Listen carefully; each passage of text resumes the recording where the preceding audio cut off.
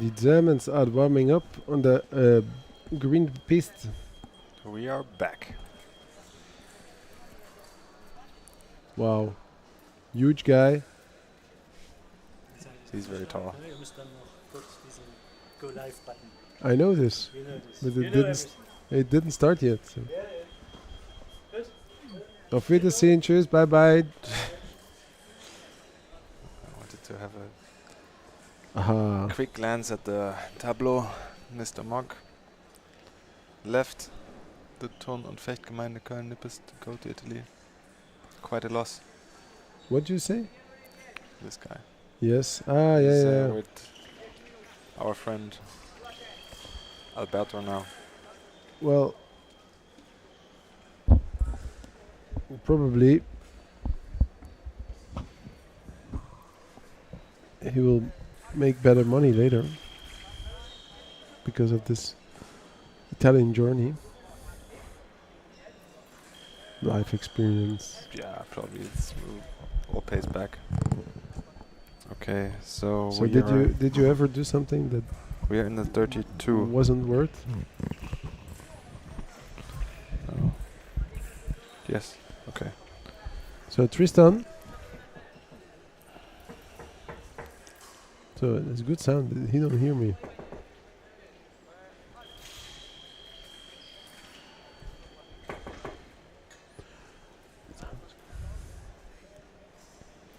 Well, is it Julie de Fischer Yeah. we're expecting against Liam Croft?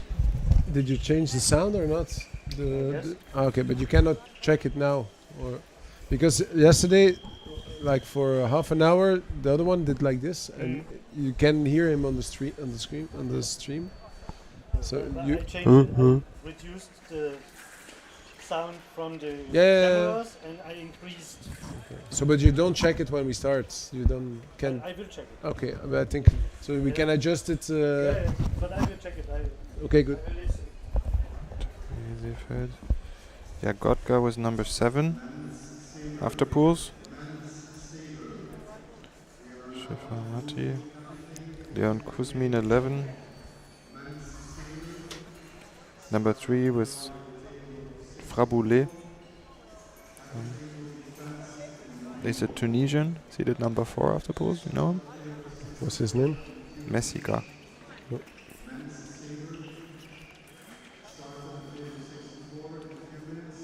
There's Madrigal on 12. The very tall one. It's Matis Husman, 21.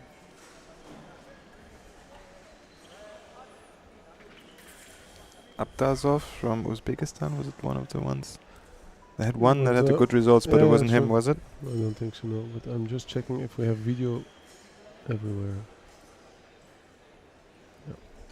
Aprino? Aprino is. Is he the under... Oh, he was Italian champion. Or Yeah. and somebody was under 23 from Italy, I think. champion. Yeah. You need the laptop to find so to. No, I can see what I get on my phone.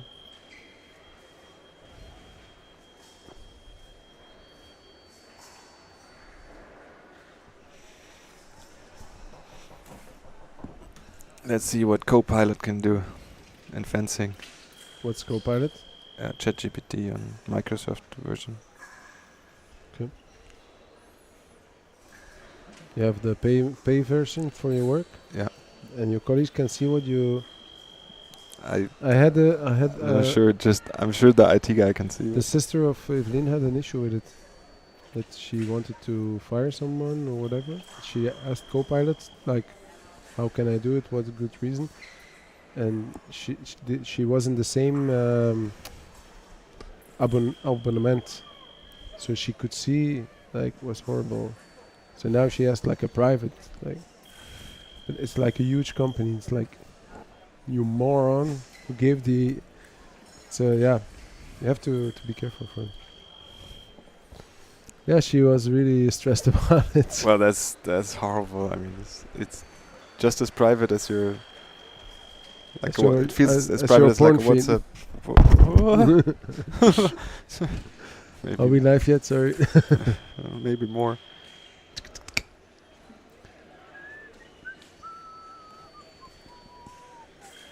See the picture, right? That's No, please, Mr. Hartung. that's good. That's a lie.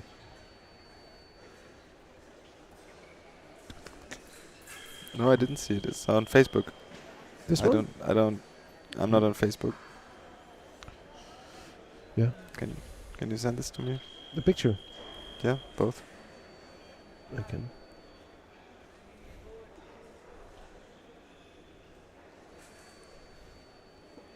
Okay. So first try, Santiago Madrigal was a distinguished Spanish Jesuit theologian.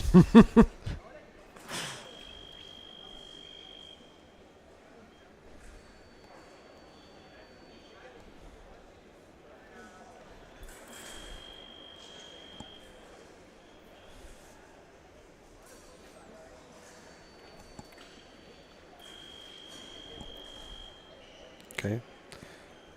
I'm not sure if it's correct, but what co-pilot told me is Santiago Madrigal is ranked number 28 in the world fencing, 66 points on the FAE circuit, won 2 bronze medals in World Cup events in Padua and Luxembourg. Different Search about.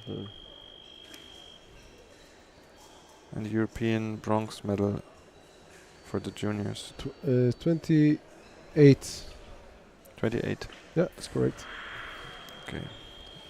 Bronze on 2 bronze on a World Cup and 1 bronze on an unknown competition. Probably a satellite. Luxembourg. He didn't make it to the Olympics. The We qualifier. have to shut down our sounds.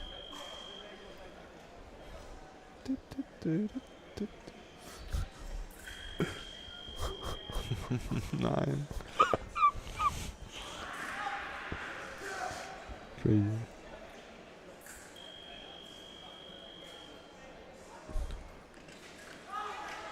Okay. Abdazov was born 2005 and won gold in the under-23 Asian Championships. Yeah, they're gonna start. Ready? Yes, yes, yes.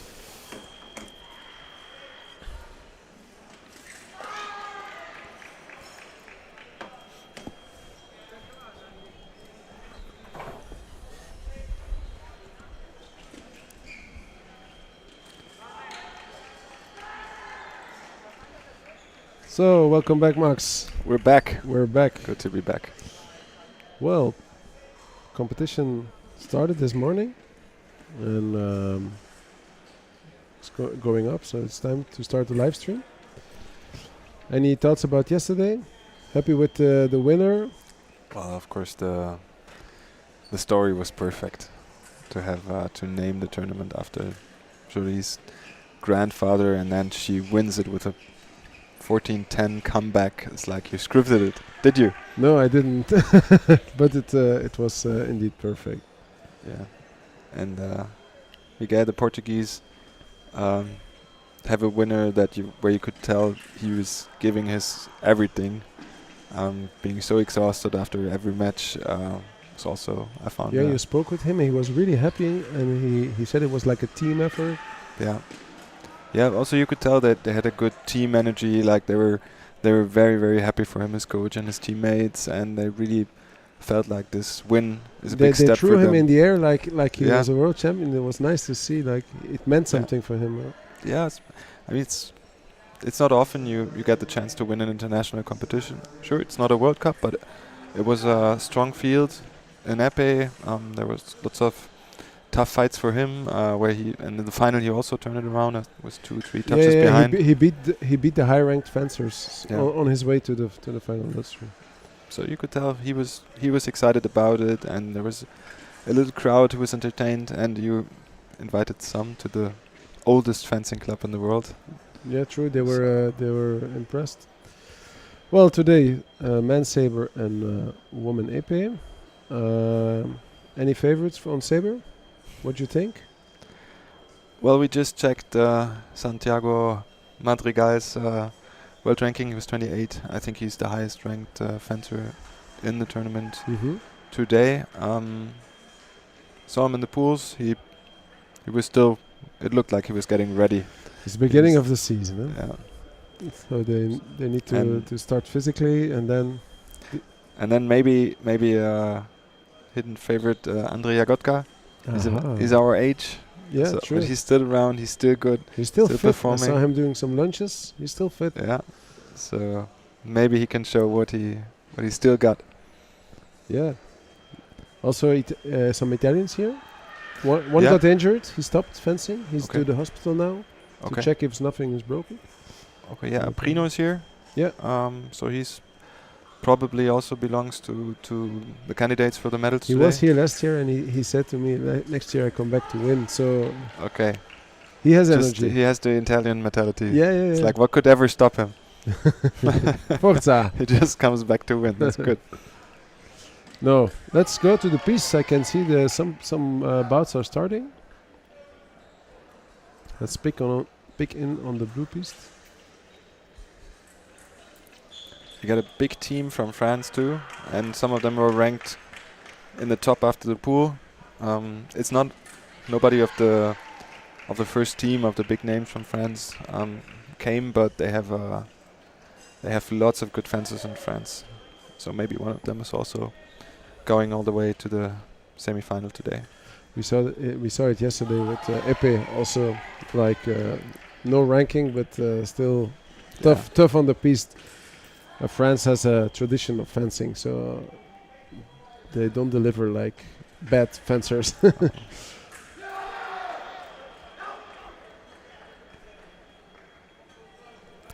It surprises me that this weekend there were like 51 different countries, so it means it's not only the neighbor countries that come, but really like whole Europe and far even further. So is it because the people really search for like a start of the season, have a decent competition, or what's the secret, you think? I guess that's the timing is good. It's just before the season starts to kind of have something like an opener before you go to the Senior World Cups, but also it's a great destination to travel. You can fly to Brussels from anywhere in the world, and it's a weekend in Ghent is always nice, not just because of the fencing, so I guess it's a good mix to come here. In the meantime, maybe it's 5-5 in the blue piste.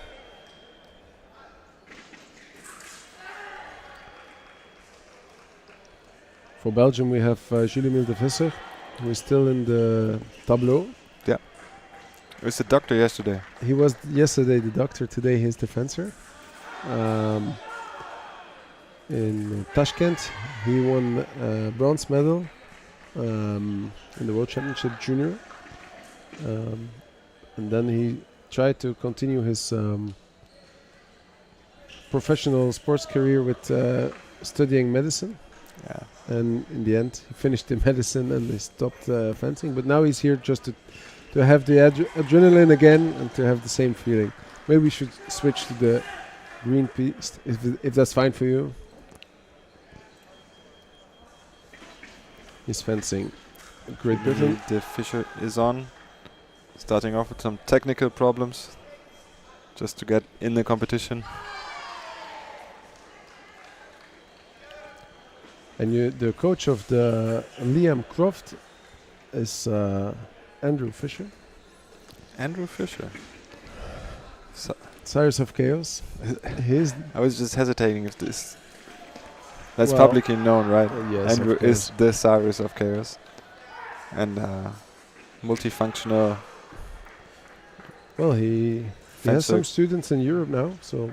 Fencer coach and influencer. If you want to call it that way. A nice counter-attack.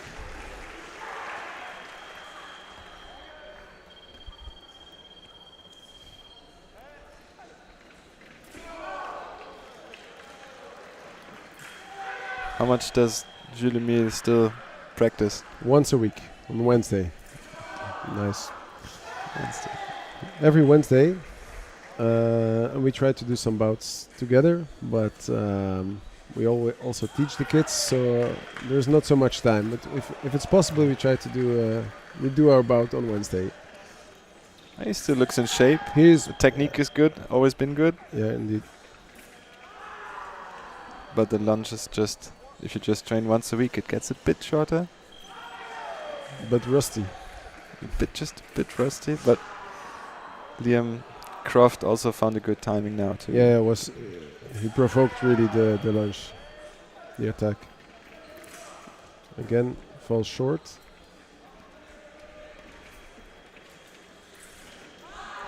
You see that when Julien go backward, it's pretty slow. You know, he's not so good on his feet. So he should try to fix his long attack to put pressure. Nice parade. And then just a little flick under the glove when Julien wanted to finally finish a bit faster. Yes, indeed. Attack no riposte. Important touch to level or a gap of 2 touches.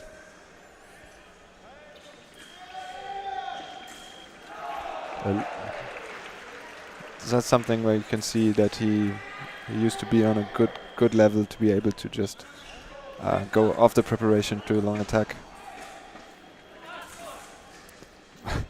now he's lucky that and he's out.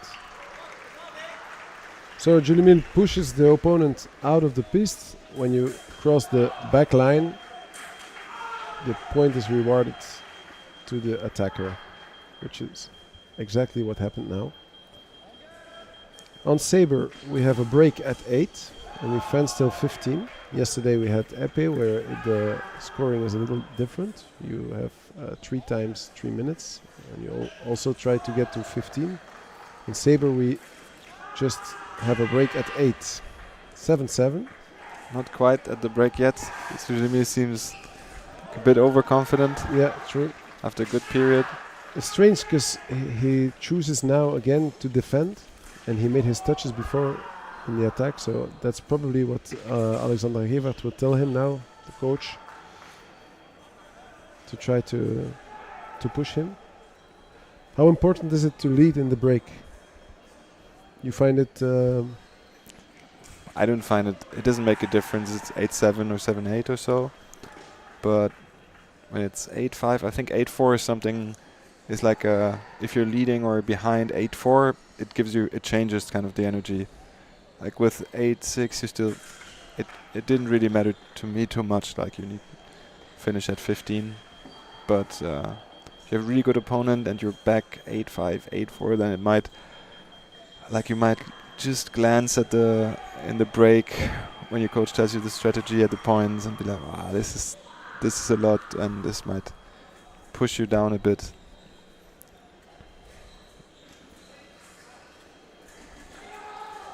So let's see if one of them is changing tactics. Okay, so what does Liam Croft need to do to win the match? Well, if he can push Julien backwards, I think it's in his favor. But Julien was ready to give some pressure. 8-8.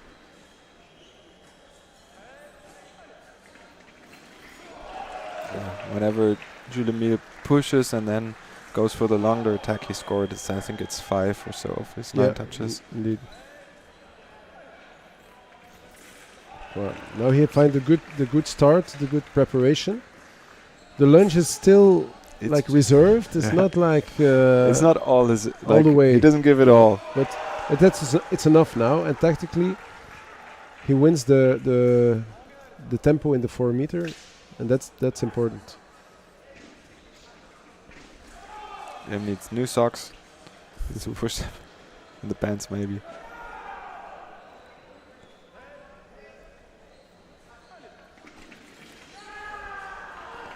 It's interesting, right? Like he's scoring 3 touches on the attack. Why would you change? Change indeed. To do like this. I mean, Nice it parade was riposte. was a cool touch, but but not I think necessary. especially when the level is not too high. You just need It to just do makes sense to do what works. Like you have the opponent solve the problem. If the touch works another 2 times, why not? Continue. A little bit lucky because he made a little mistake with the hand, but the preparation was parried.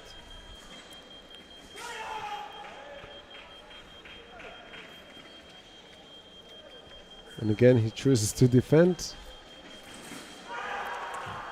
Maybe he just Wants to do a nice wants last to touch. do one last touch at the end of the line. Well, as a coach, it's can get annoying when your fencer Yeah. tries to do a nice touch as last. But Also, this is a preparation probably from the needs to left. save some energy. Well, now it's the first time Liam Fine. actually went in the preparation, like, because Julemi was waiting many times to Yeah, not to go for a short longer, attack, yeah. but to go for a long attack.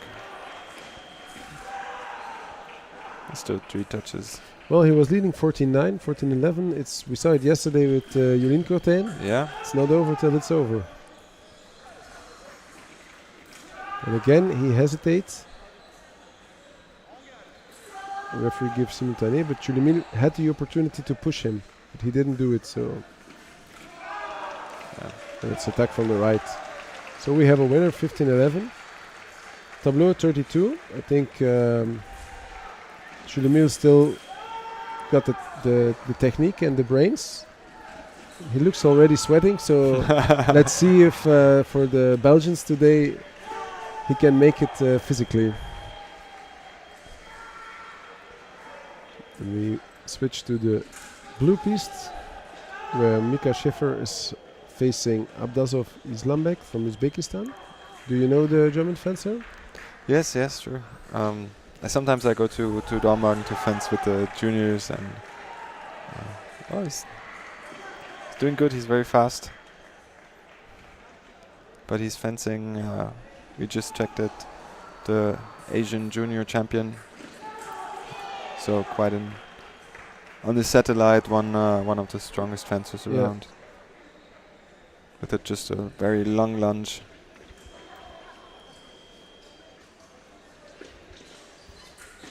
Coach of Mika is Dan. I don't know exactly who has what jobs. Tom Müller is also here. So I think they share their responsibility, but Dan is at the box, am I right? Yeah. No, yeah.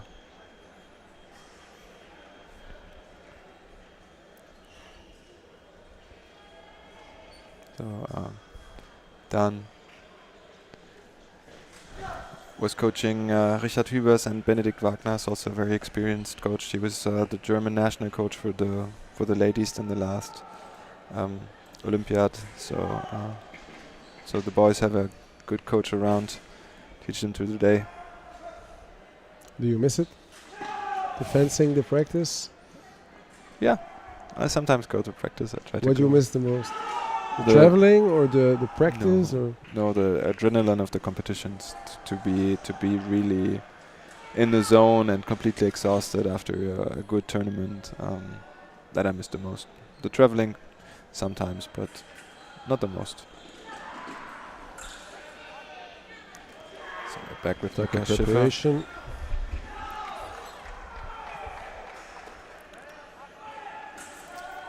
Yeah, Nice they parade post. really came with a strong team. The Uzbekistan really in the last years. They brought some good fencers to the circuit. But all of a sudden, they Yeah. popped up. Yeah, they just It was not one. There were many good, strong fencers, so it was impressive. sometimes I guess you have a good generation of juniors. They come up together, and then You need the right coach to hold it all together. do you know who's the coach? No, I know they work now also, a part of them with Christian Bauer. But Christian did not make the base of this generation. I think what a former Russian But coach, I don't remember his name, but it looks like a bit like from the technique. It doesn't look like a classical Russian style. I wouldn't say they fence like Koreans, but a bit more like they're light on their feet. They do super long lunges. True. They do also do parries, but not so much. Very, very fast riposts. Tac tac. Yeah, it's Like all this high one. speed. Yeah. And in the beginning, you told Schiffer Mika was really fast, and for me, this is the problem in this bout. He's too fast, so you can read what he's doing, and Islambeck does it very good. Exactly what I mean. This touch, he's eager to touch, and he doesn't build up and isn't patient enough. So strength can also be a weakness. Yeah. Well, if you're able to surprise your opponent, if you're way faster, that might help. But now he has a very fast opponent too, with a long reach It's a normal attack. and a good timing. So the touch before, he just did a feint and one step out. He didn't move much really.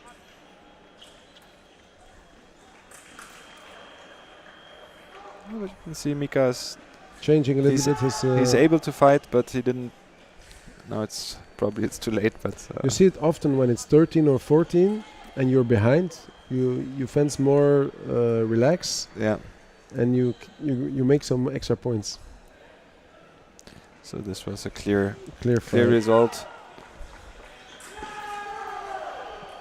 Just level too high for now.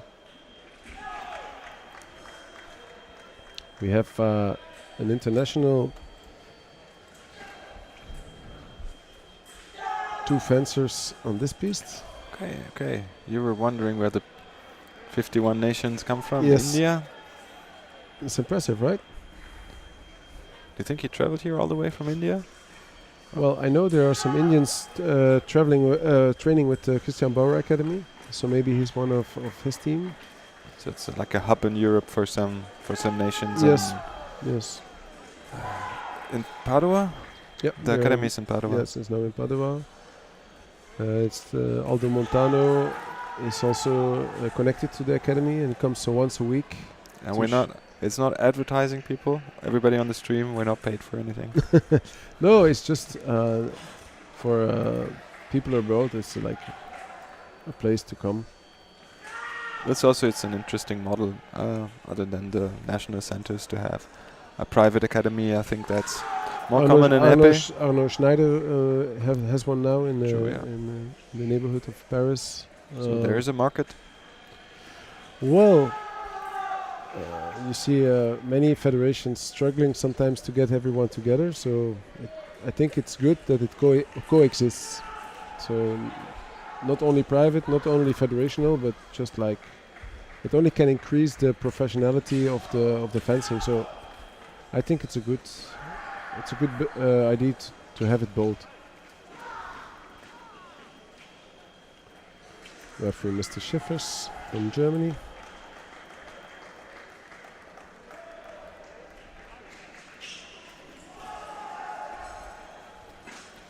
Really jumpy. Yeah.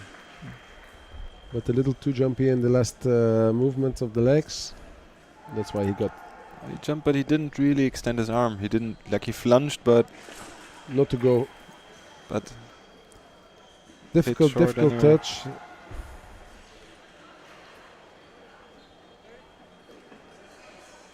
Okay, Philippe Wagner is not happy. Well, it's always difficult, these kind of touches, when you have to see if the foot landed before the touch or not. And when it's simultaneous, it's difficult to see without video. Yeah, now Xander Schiffers felt like Philippe was starting the attack really after the preparation. So now we're going to in the minute break. I'm gonna switch to the podium real quick, where there is a tough fight going on. I saw already some cards there. Okay, So I think we missed some spectacle. there's the guy that came to win, right? Yeah, that's Arpino. He came to win. Referee Steve Vanino from Belgium. Takno riposte.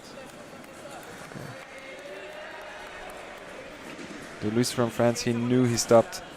He didn't complain. No. Maybe not just because of the red card, but also because he felt he stopped.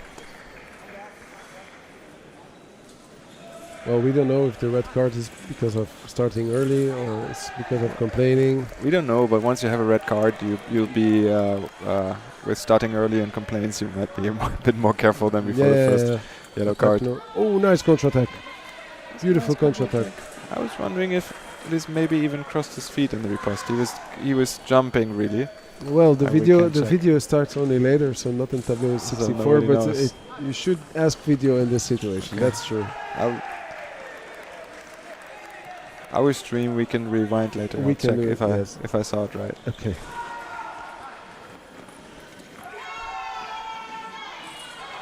And it's the right touch. The French coach agrees. It's an exciting bout. Yeah. It's good energy, a lot of grinta. They really want to win. And it's easy.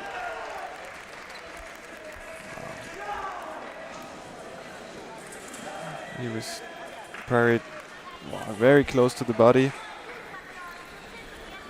Very hard to see in the video, but there's no video, you said, so. No, it's a tough call, but so Opinion just goes for the next touch, which is good. but he's 12-14 behind. Yeah.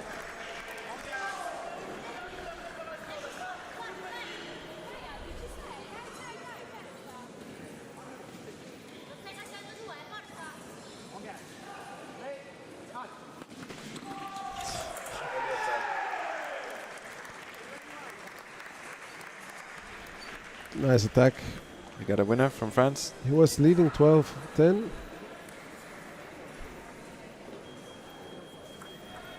So I guess he has to coaches come shake back hands. next year He needs to come back. and win then. So maybe Ulysse Gabriand is one of our favorites for today. We Well, put him on the favorites list. We can do that, but here we are at Madrigal, the highest ranked on the competition, leading 8-5 5, he seems to be in in control. the game.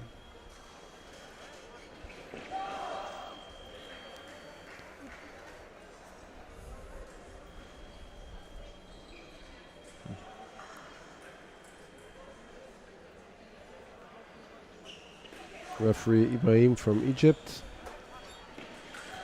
Really the strong referee- attack.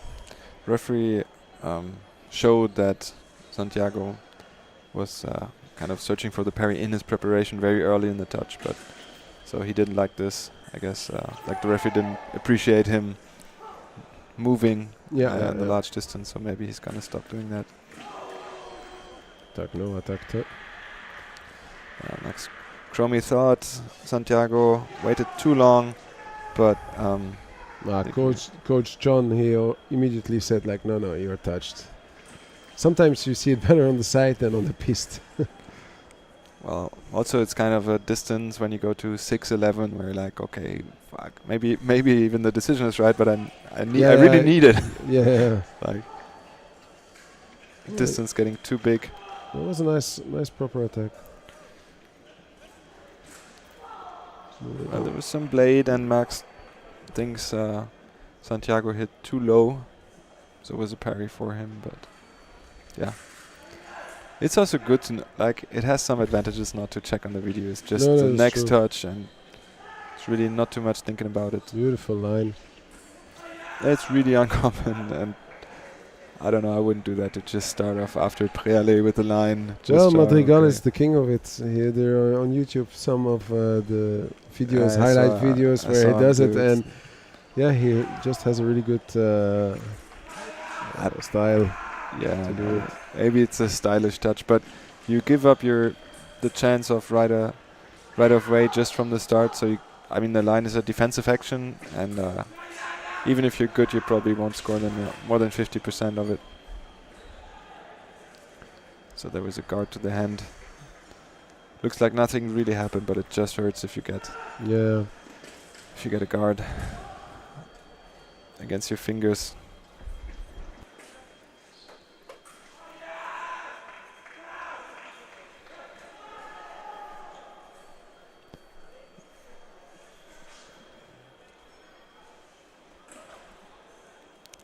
So I can only assume that Santiago asked for for a medical, but they seem to be busy on the other piste.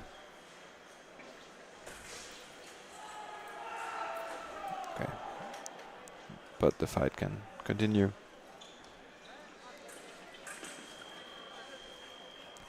And that was the match. 8:15 Santiago Madrigal. Well, he didn't sweat too hard yet. He seems relaxed, maybe saving some of his energy.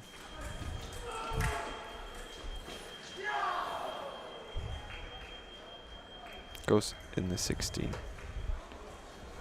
32. Yeah, goes in the 32. Right. There we have our well, Mathis Husmann is a tall man, but fighting a relatively short opponent, it looks like he's a giant. Well, David won against Goliath, right? Yeah. And he does the attack. Now at 9:14, David Singh needs some good tricks to turn this match around.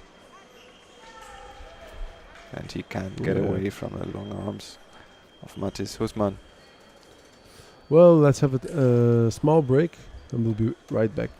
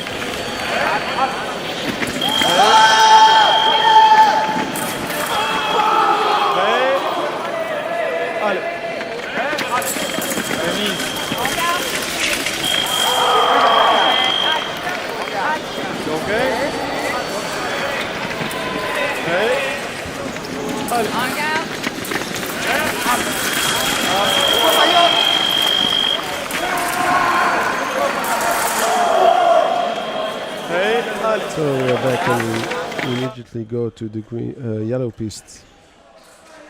Still out and out is fencing Holloway Barnaby from Great Britain.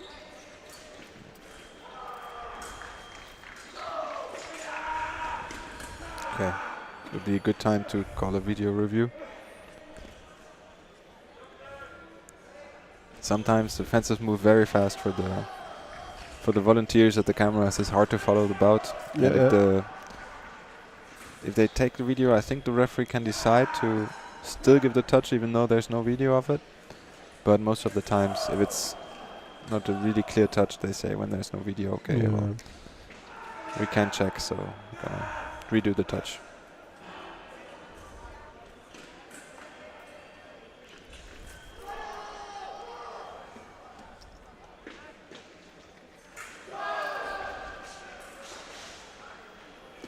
So, how's Sil doing?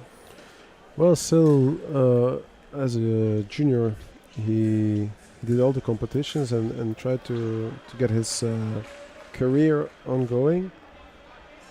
But last years he didn't practice too much and did less competitions, so I think he's just here like to have the experience, but not really with a plan to have the whole season. But I didn't talk to him yet, so I'm not sure. I know last season he was doubting to continue international fencing, but maybe we can ask him later today what the plans are for the season. Nice long attack. think there's a fictional character from novels. His name is Inspector Barnaby. Probably Mr. Halliwell held this one before.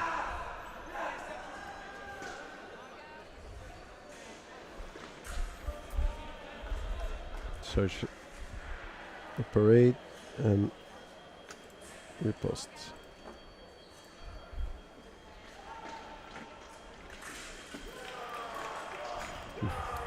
Still takes a parade, but it's just a gamble, so easy touch for Barnaby. Sometimes it's easy just to walk backwards and try to take a parade, but most of the time it's just a gamble. Barnaby's an experienced fencer. He competed at the Europeans and Worlds in 2022.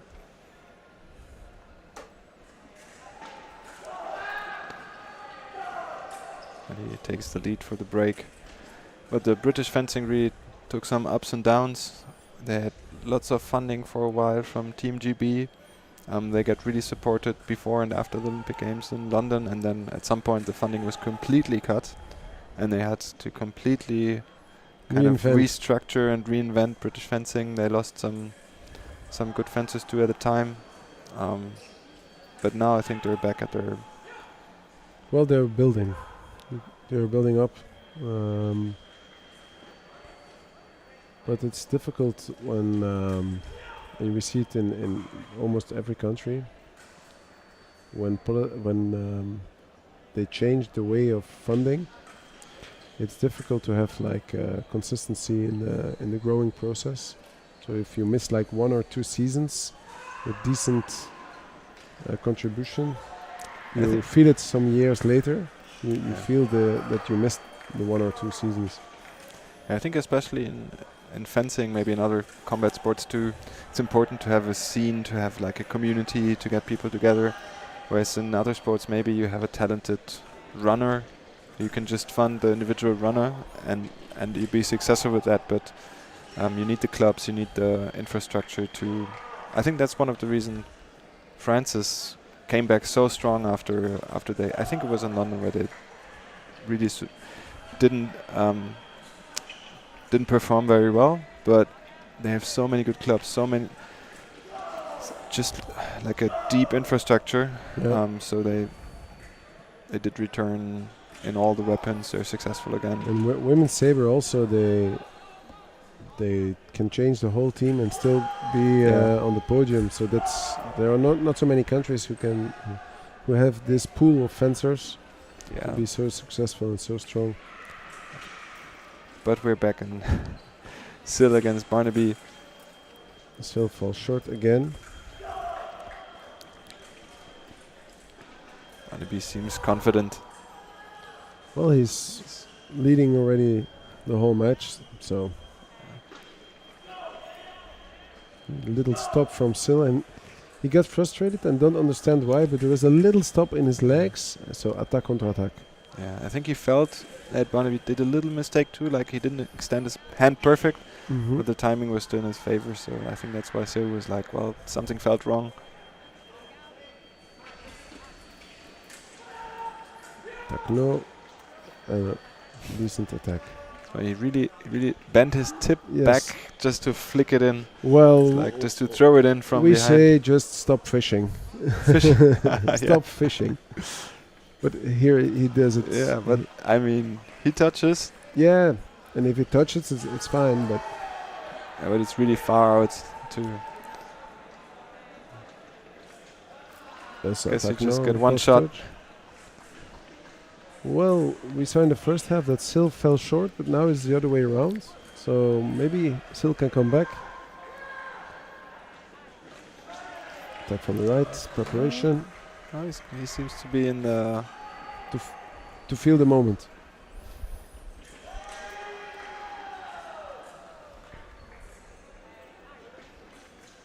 Attack no, he post no.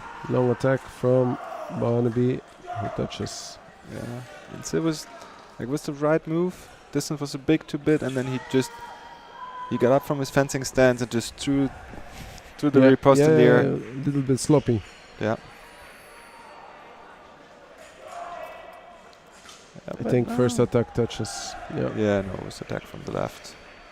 It was He tried to convince A the last referee. move. Yeah, tried to convince the referee, but for me it was clear. now he changes the saber. He gave the saber to the referee. It's Aurélie Jany. Maybe- She's experienced referee. Yeah. Maybe just to have a little break. Also, Yeah. one last chance to turn the match around with the new Excalibur. No, yes.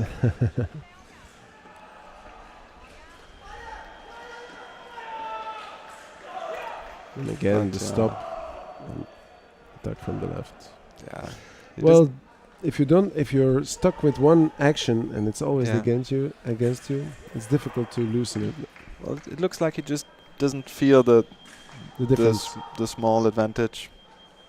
Sometimes you need to watch the video to see what actually happened. Sometimes you just can't wrap your head around what happened. Question for you: when you see volleyball, when you see soccer, there's a coach who does like video analysis. Why doesn't it happen in the minute in fencing? That somebody comes with a screen and shows. Did you ever see it? I don't think in soccer they watched videos. on Yeah, the break. now they are allowed Really? to Yeah. have the video. Well, I'm not a big fan of too much digital infrastructure all Mhm. around. Like, you could also wire the fencer. It's like, and some coaches already try to Get more data. to micromanage kind of their students. And if you go with the screen, we already talked about the minute break. How much information can you actually present in a minute? So if I imagine I would watch a video that takes 10 seconds from what just happened, Mhm. and then my coach would interpret it for me on the spot, the chances that it's just too much information from his interpretation of what we both see, and maybe I But you can put a longer break. yeah, I don't know. I mean, the minute break, what's the minute break for? It's to why is there a minute break? To take a To get a little short drink and to get a little bit information. So if you had something like an analysis, and that's some idea completely off topic, it would make sense if you had longer matches, if you have longer tournaments, like in tennis, where you can watch a tennis match for 2 hours. If there was after 1 hour a break, and you could really understand how and follow for the spectator, but it would be really tricky if you have a camera on. Mhm. Also now for the coach, like in some sports, I know in handball, when they do the huddle, they put a microphone and a camera up top. So it's tricky for the coaches to share the information they want with their Yeah. team, Yeah.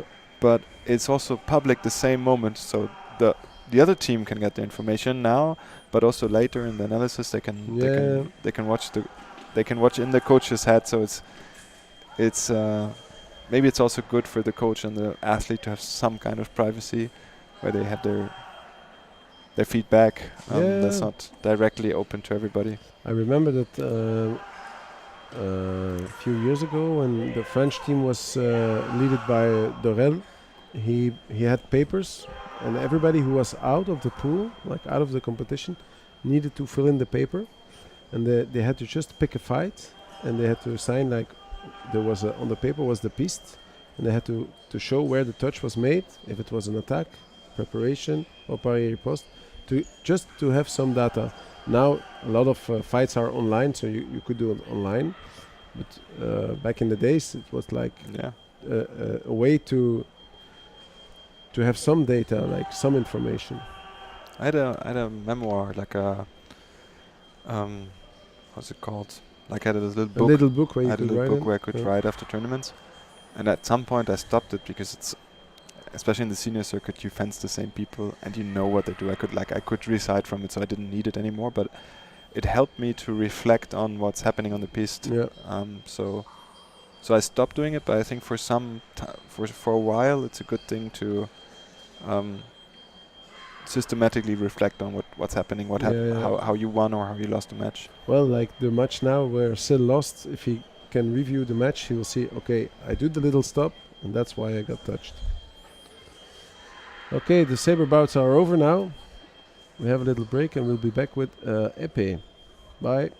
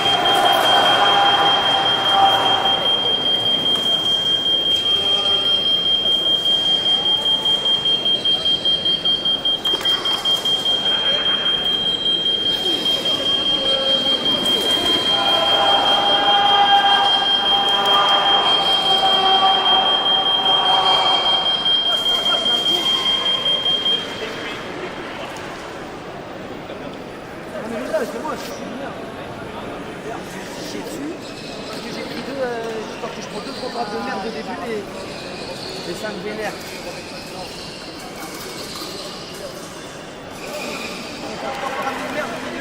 Et après, je peux y aller.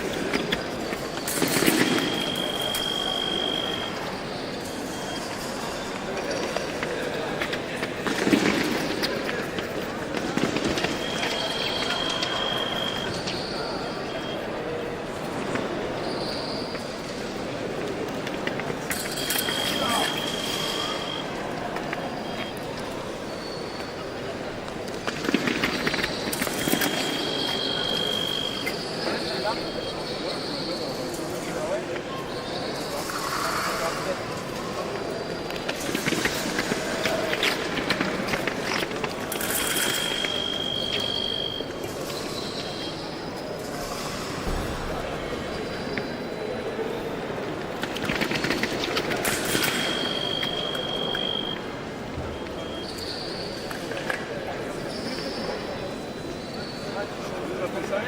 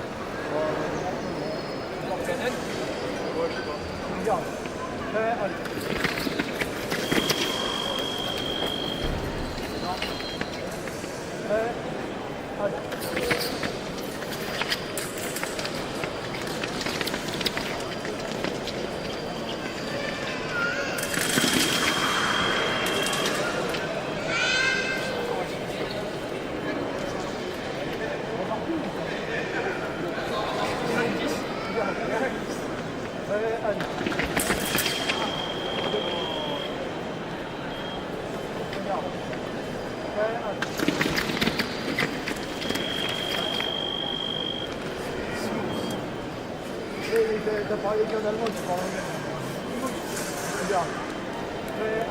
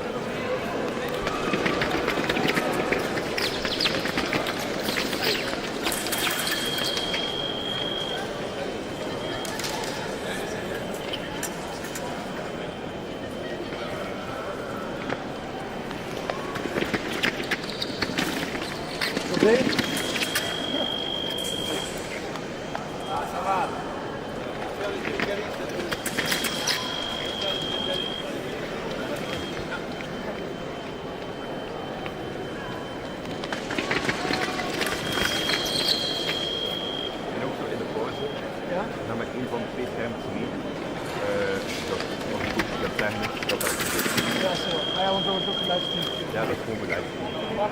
Ah, dat is nu. Het is nog niet echt video nu, maar het is gewoon een livestream puur voor stemmen. Dat je heen en weer kan trekken tussen de matches. Ja. En ook gewoon alle pieces worden sowieso gelivestreamd. Ja, ja. Maar ja, dan gaat hij ook klikken door de commentaar te geven. Ik vind het dan wel leuk als het één piece wordt toegepast. Dan kun je dan nog gewoon zo aan één kant. Ja. Camera's zijn dat eigenlijk? Geen idee. Sony Ericsson. Daar zijn ze dus wel. Wat zijn een beetje allemaal verschillende. Ja, ik zit zo, daar zit ook zo met plakschermen en die heeft niet een scherm. Het zijn allemaal een beetje Er staat uitroepteken op. Dus Sony. Ja, Ericsson Snow. Kijk ik niet. Ik ook niet.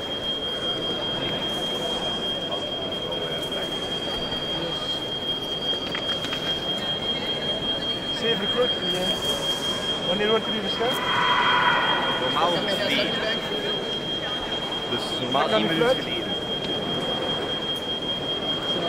Nee, maar dat ga ik Jules niet kunnen zien. Mag ik video zijn bij Jules? Dat is niet. Snap je? Wat?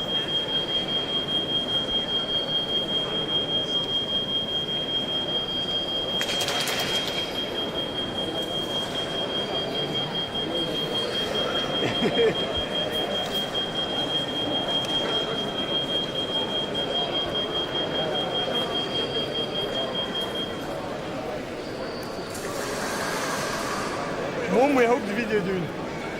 Fire. Dat veel gedaan? Nee. Ik wil ook groen doen, maar Jerome doet dat groen. Ja, ik wil ook groen doen. Iedereen wil jullie doen. Nu moet ik hierop kijken.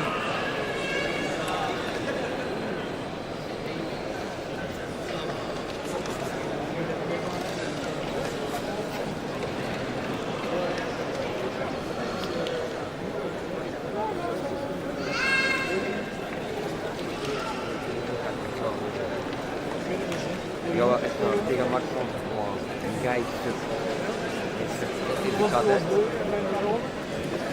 Ja, maar. Dat is niet mooi. Allee, ik heb niet winnen, maar bon. Maar ik weet dat ik met mijn vrienden dus nu veel gaan spelen. Ah, dat is zo goed. Ja. Hij heeft het beste gedaan.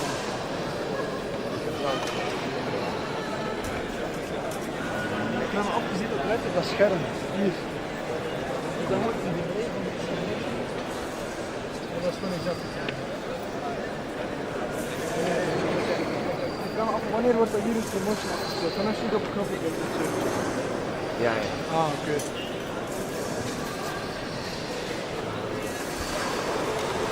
Speel in Istanbul. Wanneer is die Istanbul?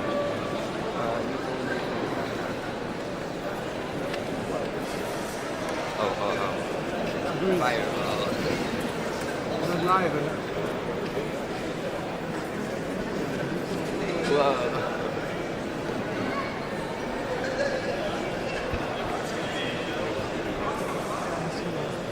Dat is van...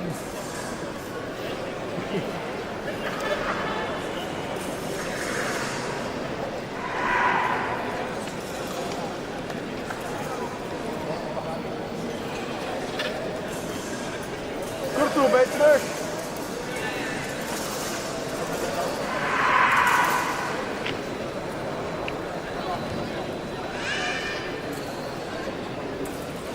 Bro, ik heb echt nog een punt.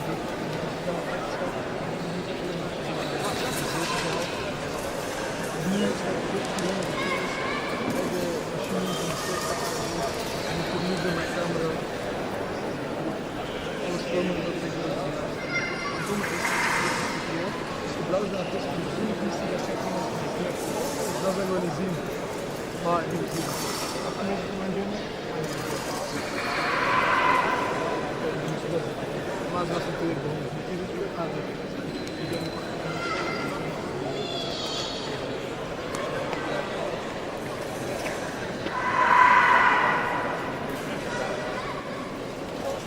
Mooi showtje keer.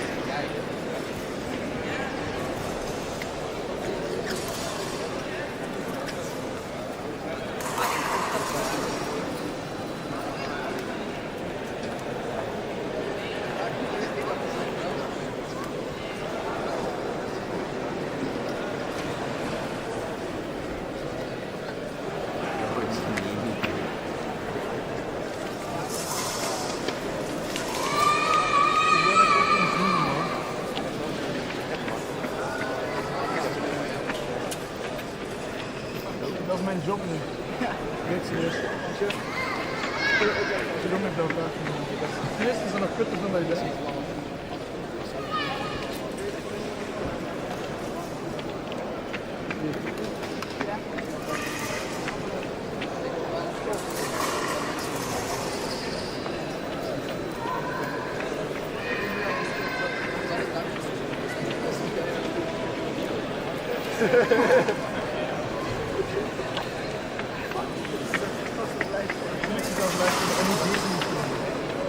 Maar dit is ook wel een...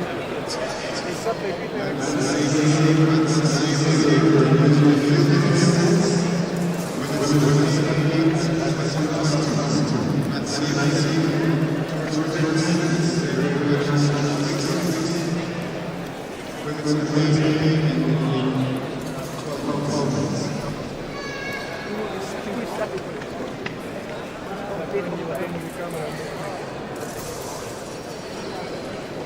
Dat is zo'n lange Britse schijf.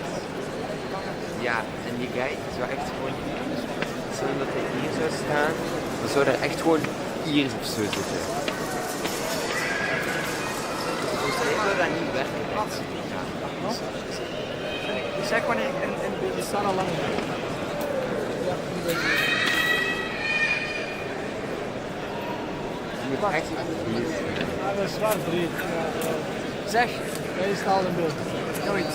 Jawel, maar je kijkt direct in de fucking grens. Je luistert. Ah, ik weet niet of de camera dat is. Hé, er zit er een beest op. Ik kom hoor, er zit er een beest op. Kijk daar. Daar is er wel.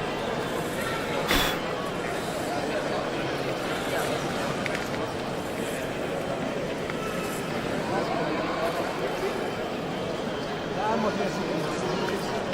Ja, ja.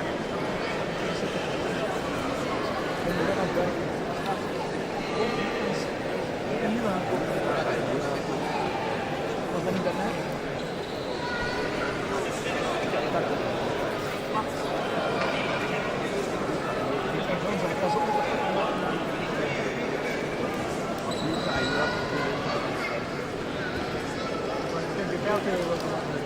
Ik geloof niet dat het hier is.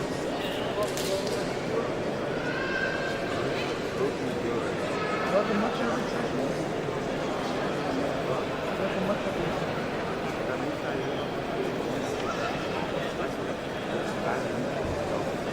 ja, ik weet wel wat dat wil zeggen als het een match is.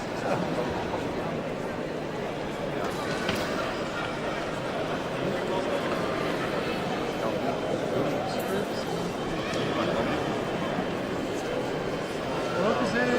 Ga laat nog een keertje. En dan wordt de kant letterlijk gewoon zien.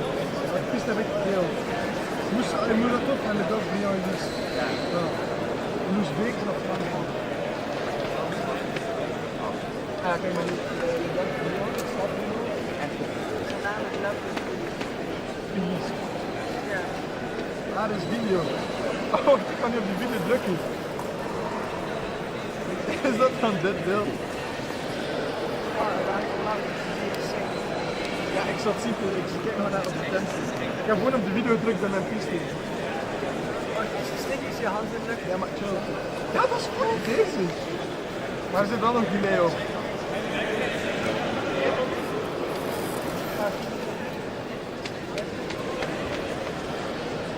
Ik kom daar niet aan. Ja, mo. Sorry, ik pak je livestream. Dat is elke camera in één livestream. Elke camera heeft een aparte livestream. Dat is zwaar show. Maar Mo staat heel tijd donker voor die camera. Is er ongeveer 20, 30 seconden delay. Dus misschien daarmee dat ik het wel... nog een video nodig. De mix normaal. Ja. Ja, dat was een direct.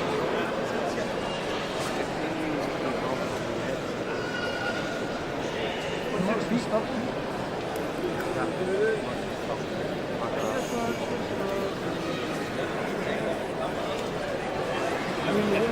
En hem omdraaien en die maar.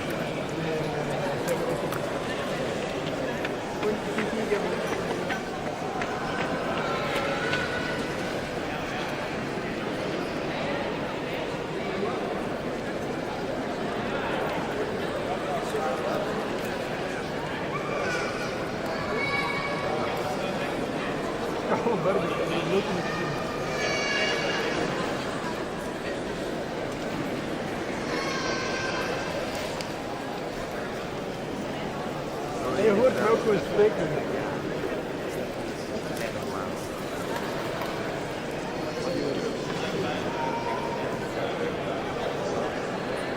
Die mensen zijn naar het kijken.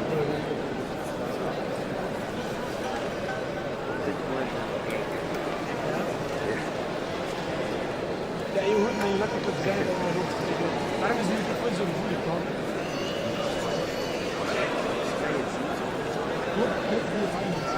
Nee, dat is echt niet beleefd.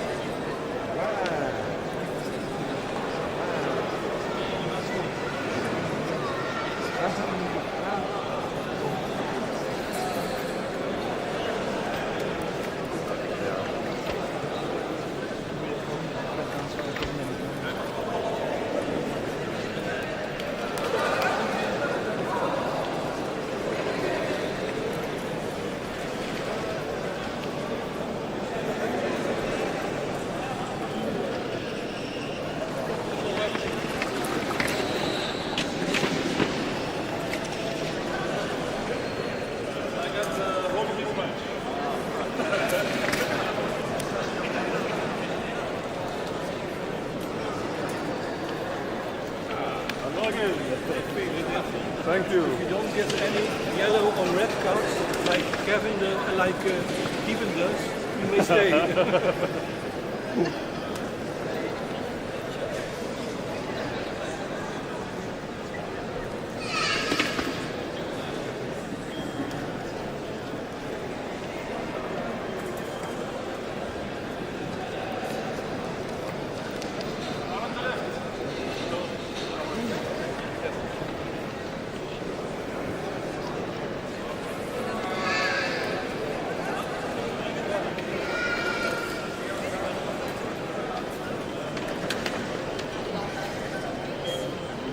Ja, want het is nog niet mijn video.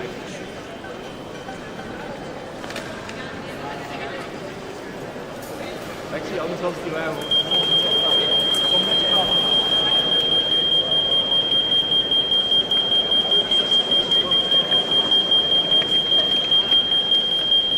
Dat laat een kanotje komen. What next?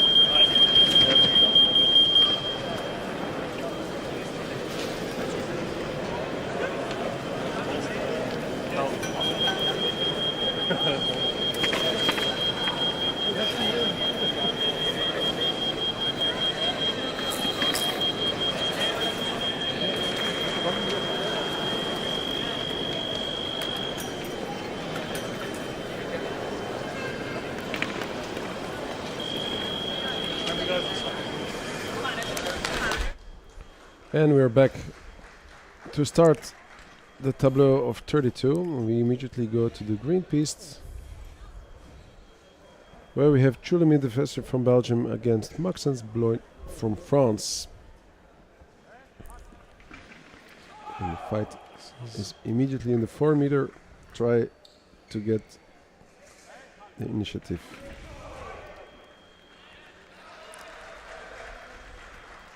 Strong start from both, very fast. Maxence Bloin is 16 years old. Wow. He just entered like the cadet circuit. So he's got a lot more experience. Julien de Fischer on the other side. And he beat Faboulet the round before, so he's capable of something. He won a bronze medal in Eislingen. It's one of the stronger cadet cups. True.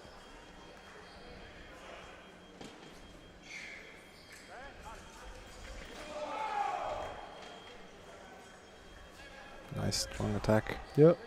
Julie tries to get the preparation, but doesn't have the tempo. And the long attack.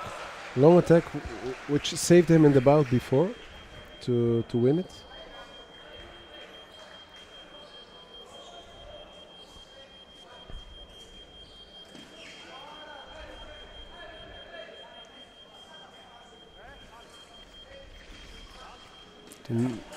Very, very surprisingly long. Yeah, tight touch, but attack no. Julie good on his feet, parry riposte. So Maxence tries to hit Julie in the preparation, but it got blocked by a parade. Reprise attack from the right, it's correct.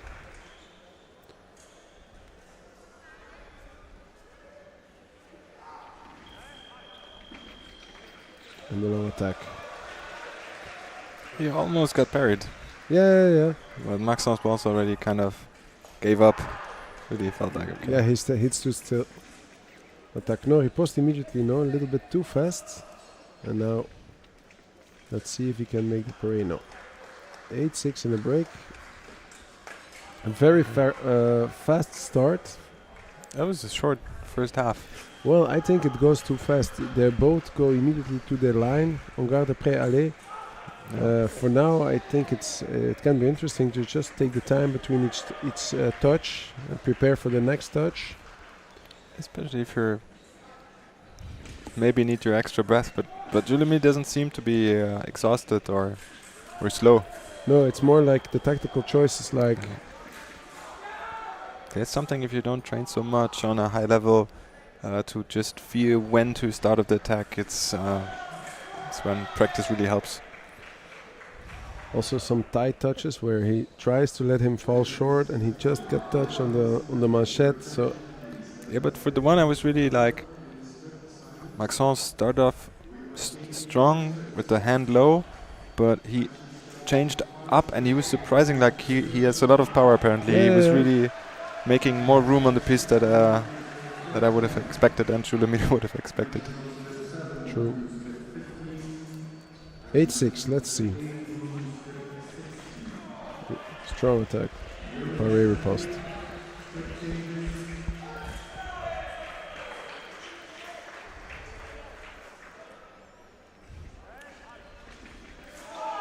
Attack from the left. This time it's a little hesitation from Maxence. And the referee is convinced about his decision. Attack contre attack.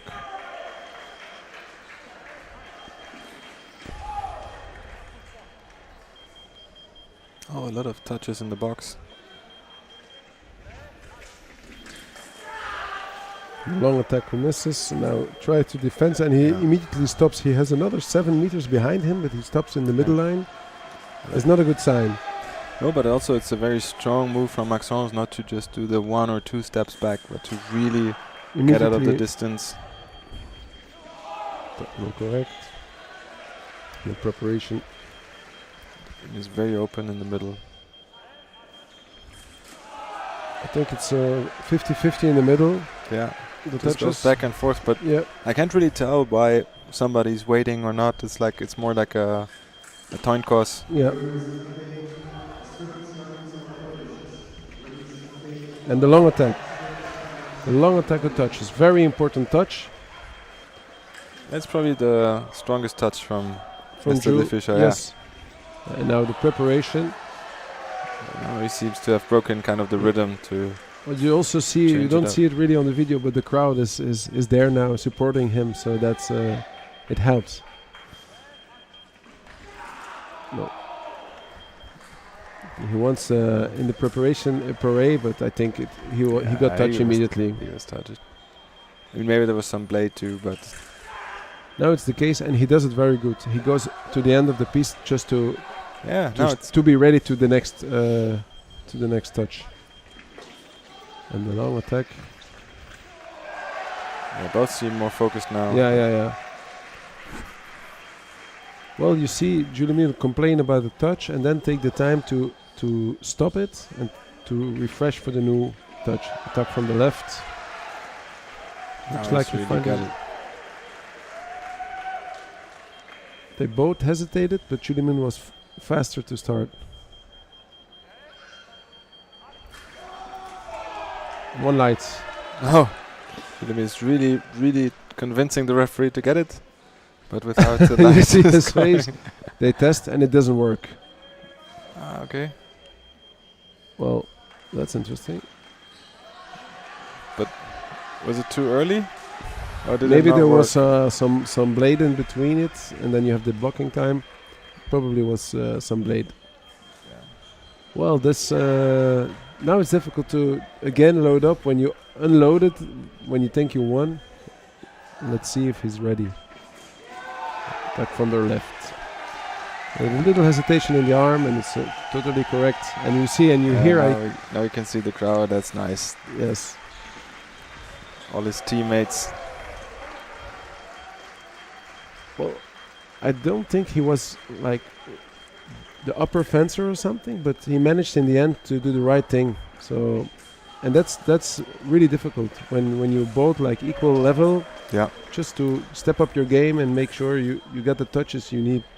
Yeah, but that's maybe the advantage of the more experienced fencer here to keep the calm and to change just a little bit.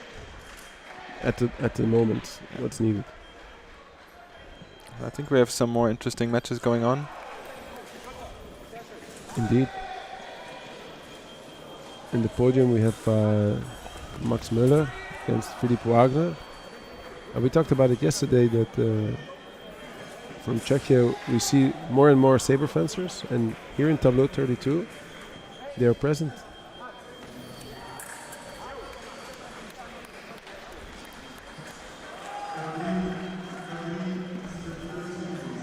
but Max seems to have a good run. Yeah. He Leading. dominates the initiative on the attack.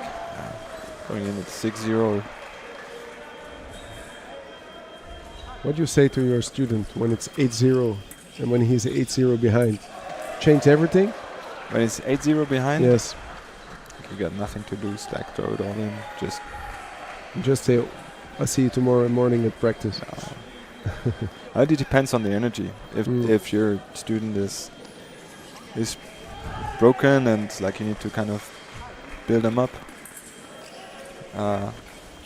or if it's more a tactical thing and you go more for the content for what the touches are about, maybe there's some mistake that occurred over and over you need to address. Well, yeah, when you're 8-0 in the lead, it's not much to say either. Keep going.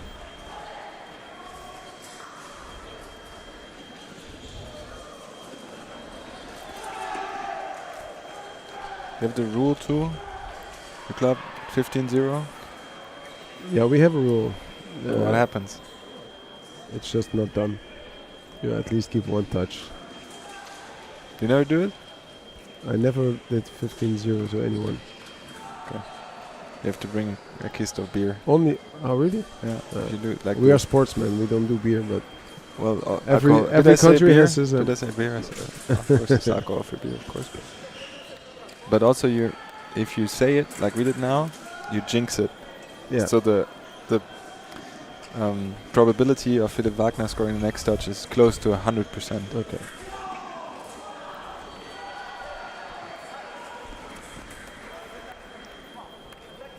Well, the light was on immediately, so probably this was correct. Maybe I was biased now just because of the Yeah. my prediction. Well, in the meantime, I see on the green piste that Jagotka is behind, so let's take a look there. So Seefeld, who improved the last season step by step. So let's see if he can beat the experienced Andrei Jagotka. I think the last season was a bit ups and downs for Erik, but the season before he made it to the 64 in a lot of tournaments. Mm-hmm.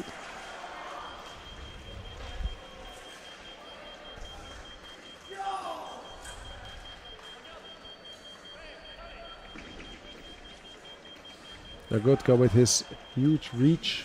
Yeah.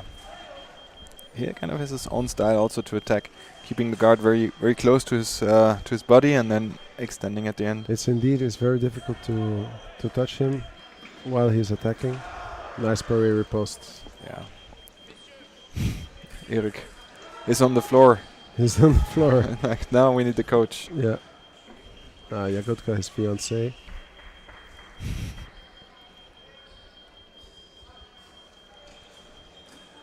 His coach giving some advice. Maybe she liked the parry too. And I have good news for you. Some touches were made here, so no 15-0. So attack no ripostus. No kist of lemonade then.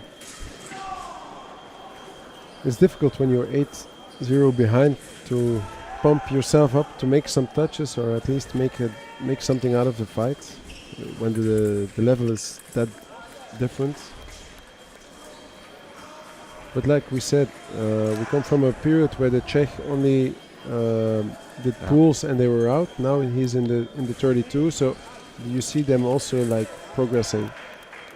It's also important to go with like a fight, even if you're sure, okay, it's 13-3, I'm not going to win, but to give the other at least a hard time, not just to throw the towel. Try to steal touches. No, correct? No.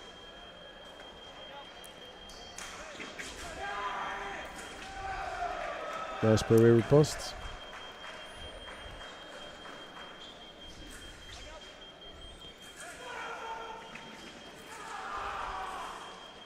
So Germans have also a third coach with them. It's a Romanian, I think. Yeah. He's there for 2 seasons now, I think, no? Well, yeah, it's just summer just over, so it's just the beginning of the second season for Marius Gilicianu. He used to fence with his brother. Who's his brother? Remember the first name. Well, fencing is a family business. We see a lot of coaches coaching their own kids or brothers or nephews. Some families have real traditions in fencing. And Jagotka is slowly extending his lead and going in the preparation to an easy win.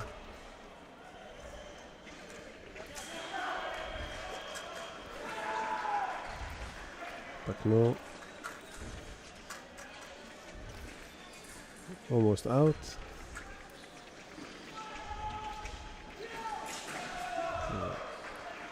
Long attack. It's Eric's not giving up.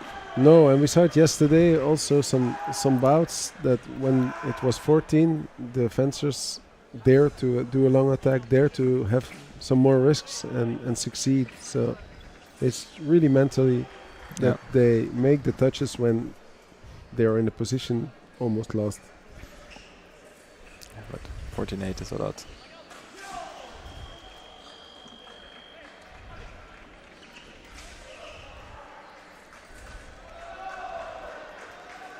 $14.9 is less. No, but you see it very often that it when you release pressure on 14 because you think, yes, I win this bout, then you make little mistakes. You hear the scream. He's happy he made the touch. So Jagotka goes into the table of 16. We go to the last fight, which is happening here. Madrigal against Husman. Madrigal leading comfortably 13-6. Andrew Fisher helping out in the box. But yeah, 13 Well, the Madrigal made a taking out some big magic. mistake, but Usman Matis didn't profit from it.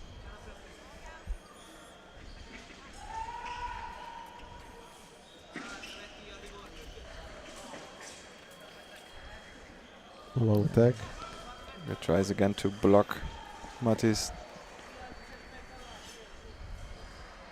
Not this time. Second attack. Missed the first one. Yeah. He tried to hide it, but referee didn't fall for it. Or maybe he was going for a remise just to Yeah, kind to of have one light. push it through Yeah. with one light. Yeah. Close the bout. Nice He looks punch. very relaxed now. I think it was correct. But Nice there was punch. one attack, one jump Yeah. for the 59. Still not really sweating. No. Santiago Madrigal is not out of breath. Goes also in the 16, and we'll be right back at you. Have a little break. Bye.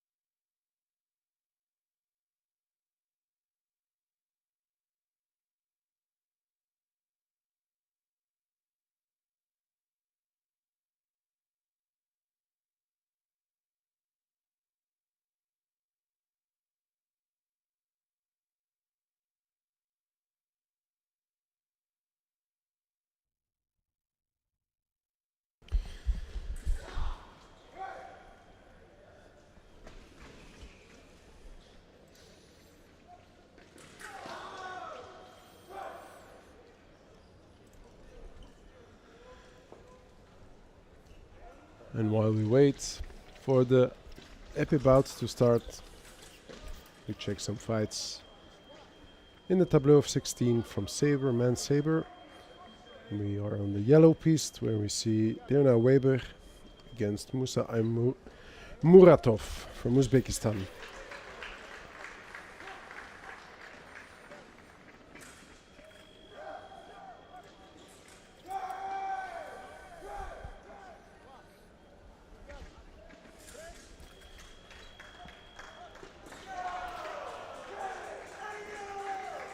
And from the table of 16 we have video, and Mr. Duvis checks the video to verify.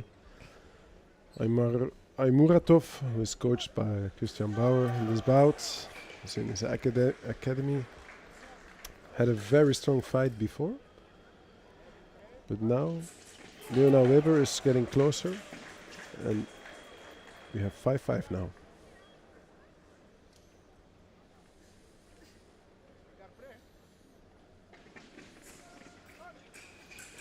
Strong attack from the left, but he misses. Repeats attack. This time he hits 6-5.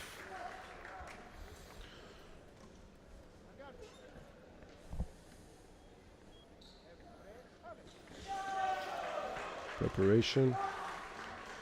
And Muratov make his first step very big. And Leonard Weber saw the opportunity to hit in the middle.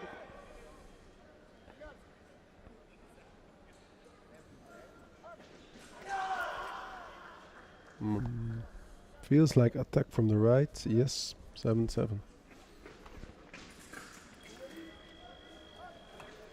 Strong start from Leonard Weber. He did it before, but this time Musa can take over. He misses, but his remise touches 8-7. And you see him shouting.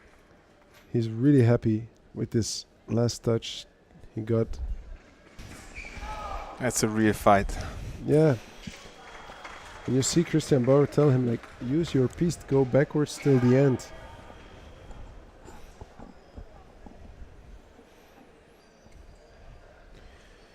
The thing is, the fight before, he didn't have to go so deep. Now, after 2 or 3 touches, Leonard did very fast, very aggressive attacks, and he stepped a little bit on his breath.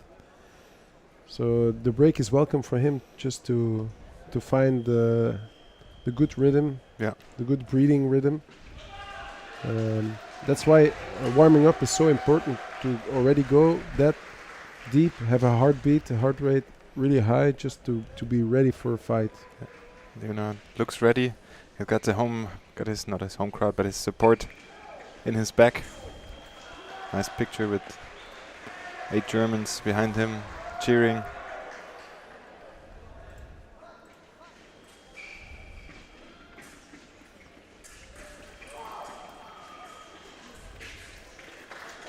And again, a very strong long attack, but he misses.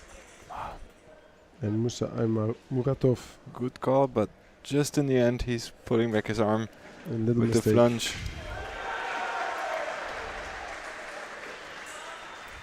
Taknori Postno, But and again, the mistake with the hand. yeah, Leonard's really fighting for the touches, but he's not patient enough. He could push more. There's no need to rush.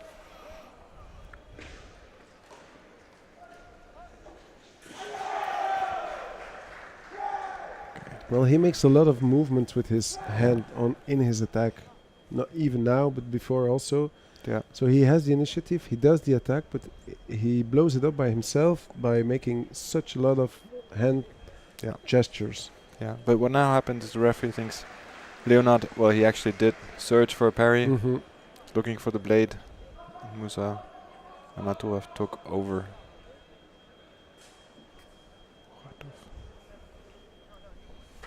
Sorry. It's a hard name. I'm We'll get Muratov. My bad. Wow, Aymuratov.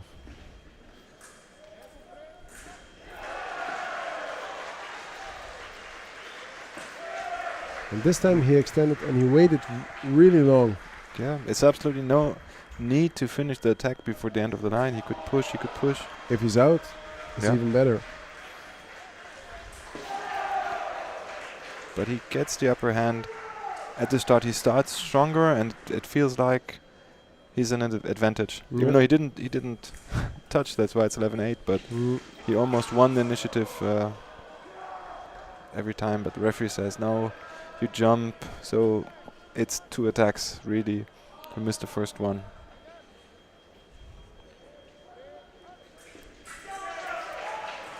Strange situation. Yeah, you get a bit lucky. It could have been attack on grab, but Yeah.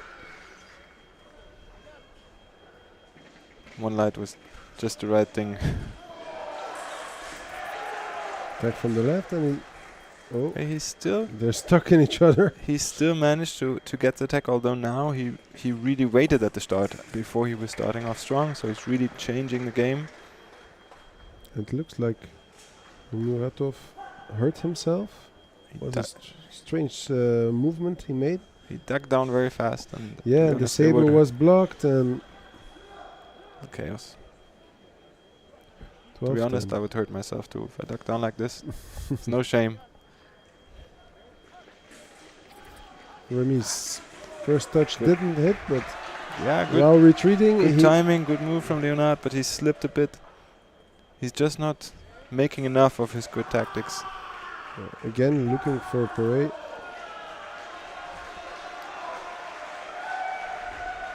And you hear the Germans supporting for him, Yeah. try to push him through. They want to carry him, not to give up. Mm.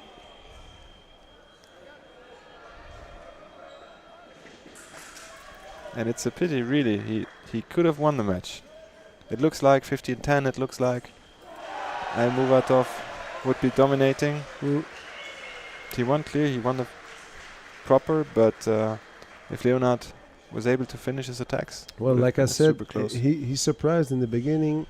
Muratov was not ready for this high level speed, but after the break he found the calms, and it was an easy fight, easy second half for him. Oh, let's go to the red beasts.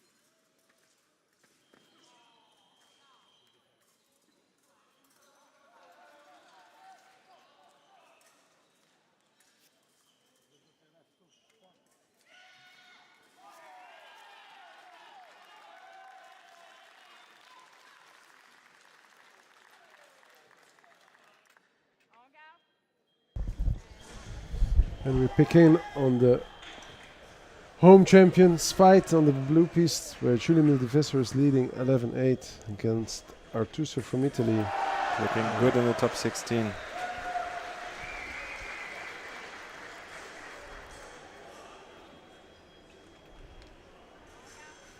So you can't see it on the screen. And the crowd is on the left, in the back of Julian de Fischer. cheering, applauding. 8-13. So good attack from left to right.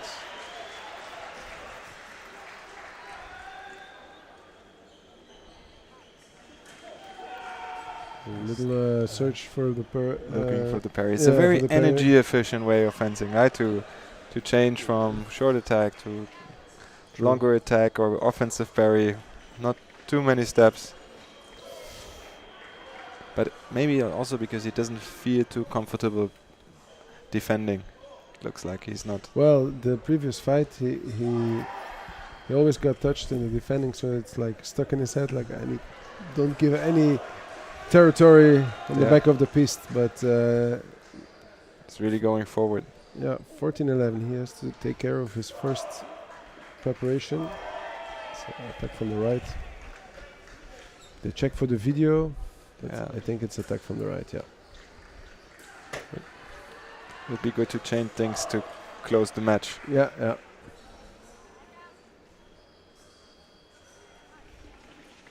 Attack no. I think Stressful attack to finish it. I think he heard us. But Andrea Tuzo caught the blade, Yeah. took the attack over, so it's still a close match. It's not over.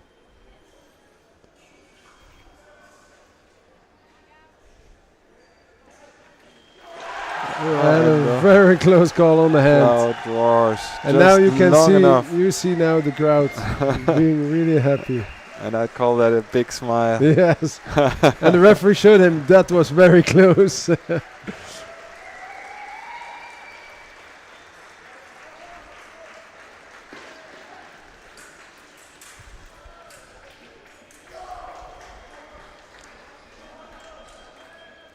Gotta And we are getting ready for epée.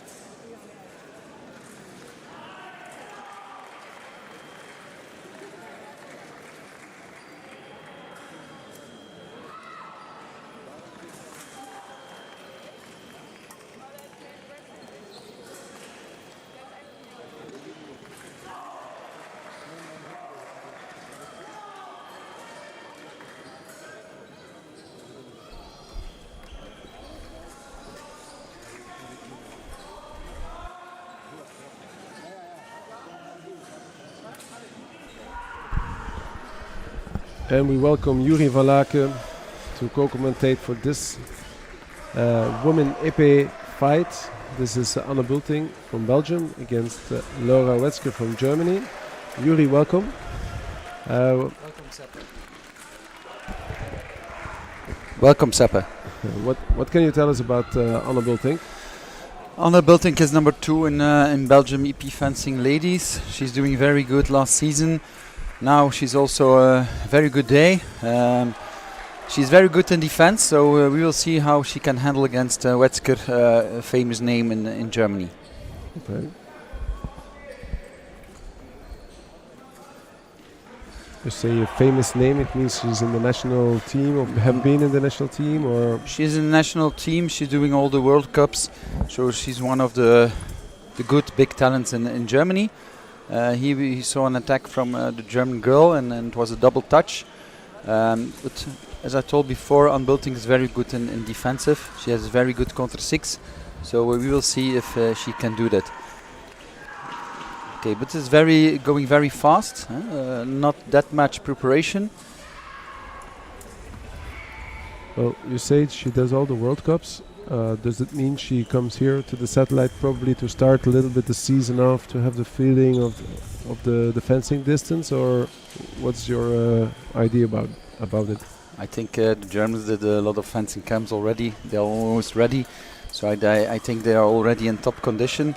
Okay. But okay, the World Cups start in a few months, but the Germans always train hard, work hard, and you see the way she's fencing that she's ready. But you see that Wetzker is more dominant. Anne, she's trying to be also a little bit more aggressive. Now there was an attack from Anne, but she missed, and the remise was not quick enough. So Laura Wetzker, she made that point in a close combat. I think it's important now for Anne that she has patience. The match is going too fast. In EP, it's important to read the game, to see the weaknesses of the opponent, and to give also the coach the opportunity to coach and to give some good advice. And you see that's a really close distance.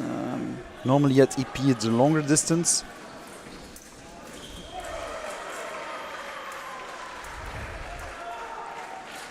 Now she waits a little bit. That's good.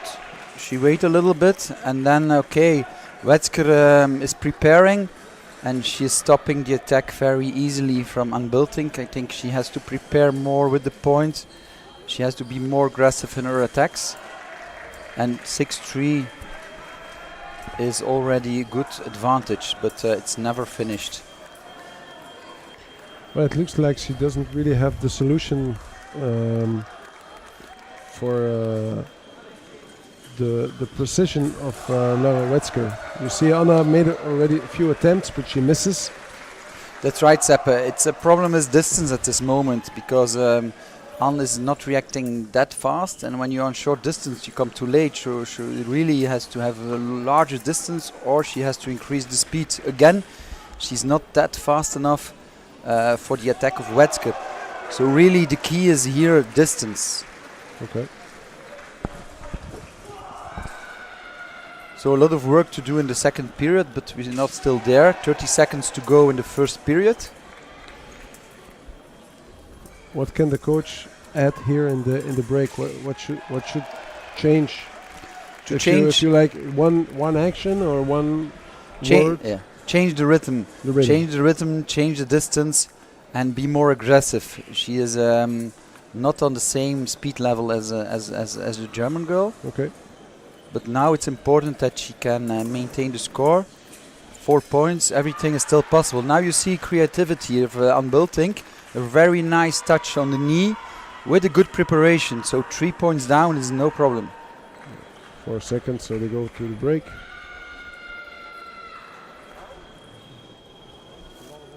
One minute break, where the coach can add some information. Now it's a good feeling for Anne Bulting, because the last hits were for her, so that's a very good sign. And okay, I think the coach will build on that action. because the last actions were good actions, and then as a coach you will confirm the positivity of these actions. And she made it by provocating the hand and then go further to the knee. It's like a feint, like Yeah, as a feint, an invitation, and then there was a reaction of the German girl, and then it was a surprise action to the knee. okay. So she really has to do it more often, but change that, maybe in flash also, preparation to the hand, and then go further. But we have 3 times 3 minutes, so it's very important that she takes her time and to really touch by touch, coming by. Okay, we will start now the second period.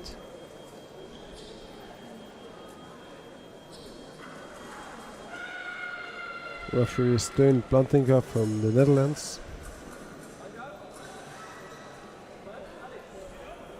Let's see if Voilà. Anna Bultink. I see more rhythm in the footwork, so that's already good. She goes in and out the distance Yes, all the the time. point is also a little bit lower than the first period, so it means that she is closer to the target. So that's good. Yeah, and and very nice touch on the knee, on the good moment. She really worked for this touch, right? Really very good moment. Technically 100% very good attack, counter-attack. 2 points down is no problem. So now you see that she found a weak spot in the German defense. It's really on the knee, the lower line. Now again a good invitation, a good feint, and she went under the parry counter 6. So 7-9, she's back in the match.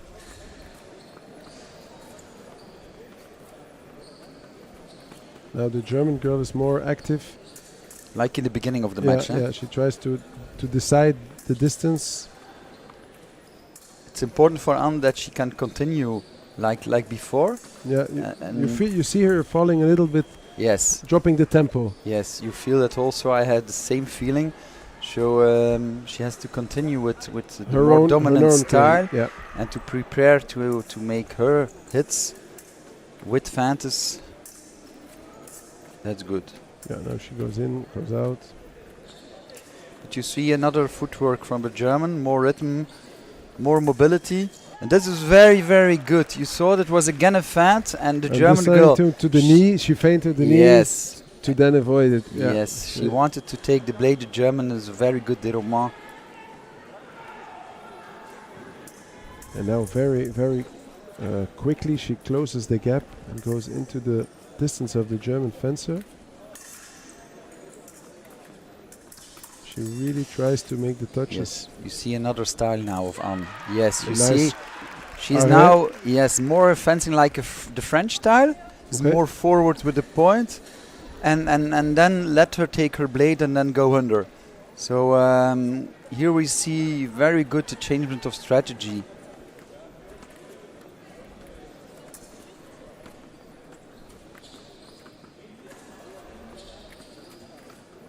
She keeps on moving. But I have the feeling that now she knows what she's doing. She has the tactical key.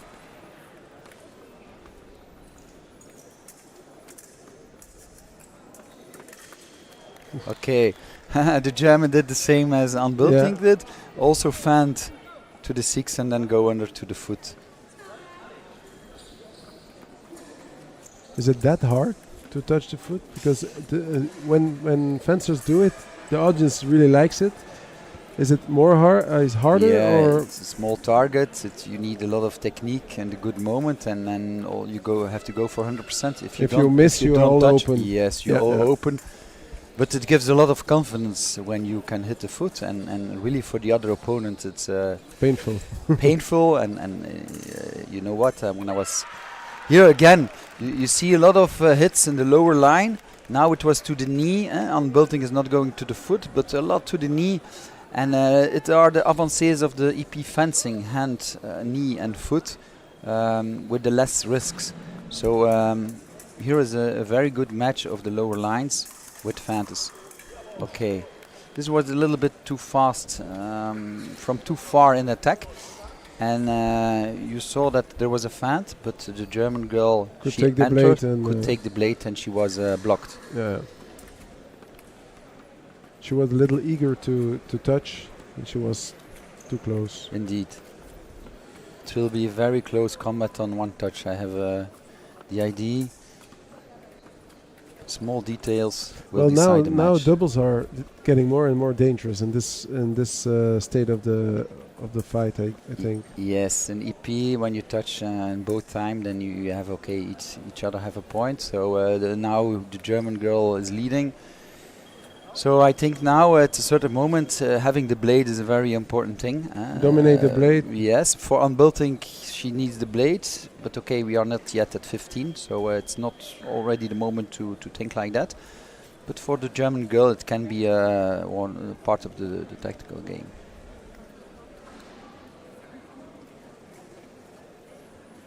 But okay, 12-11, everything is possible.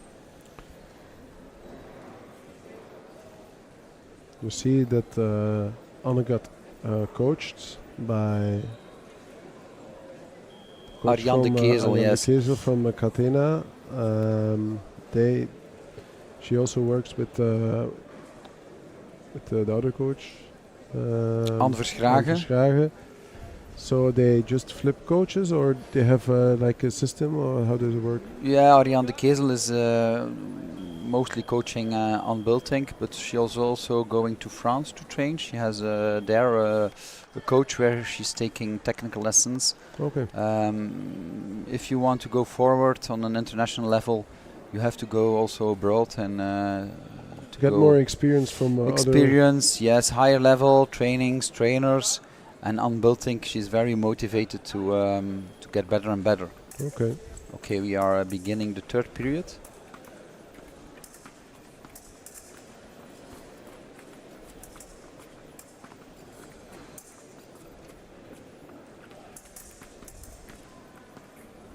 Okay, you see a lot of movement with the point. It's really preparing. A lot of footwork. She really searched for the blade to have like the little contact. Yes. It's really little contact. It's looking for the good moment. But you see that we are almost at 15. That they are very, don't take too much risk. Yeah. And she okay. misses. Here we have. She's lucky. She's very lucky. That's it's a double point. Yeah. Because here I thought it was a German girl that would have the point. Yeah, me too. But there were two lights, luckily.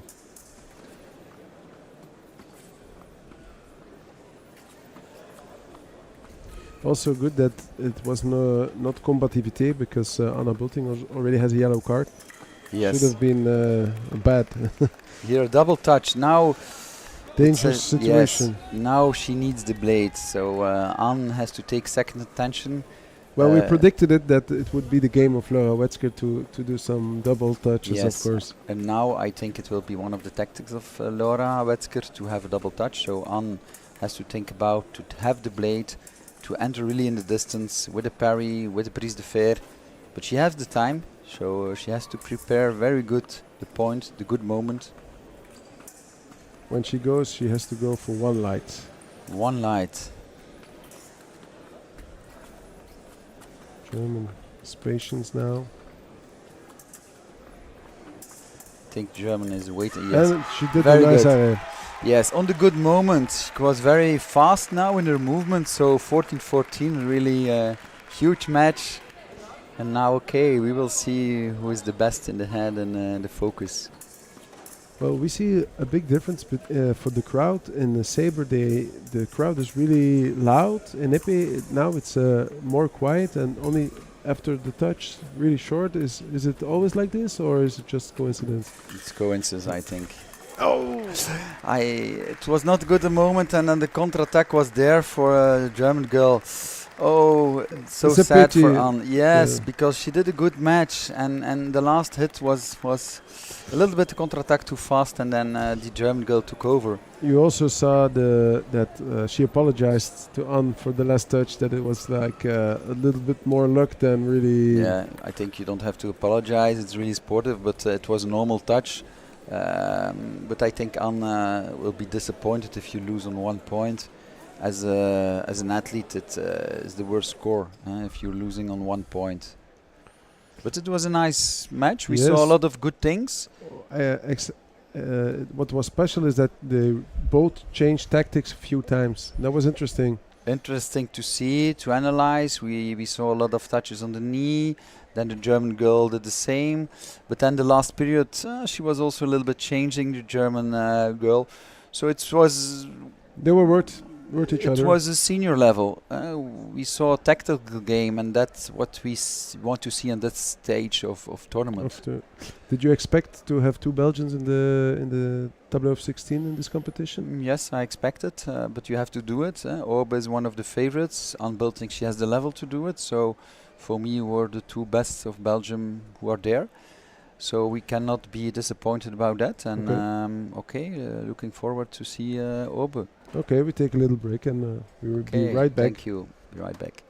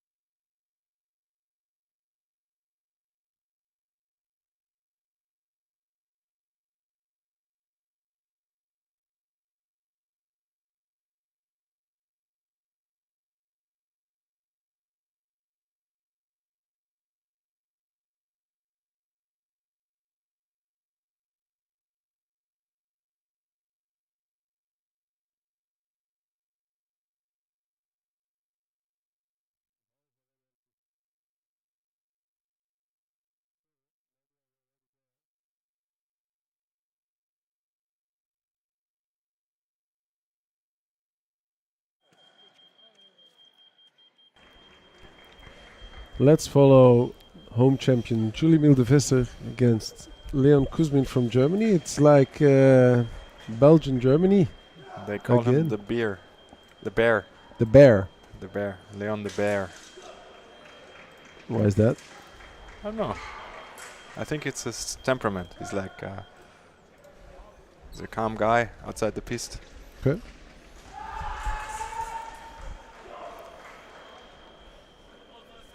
Now let's see if he can roar.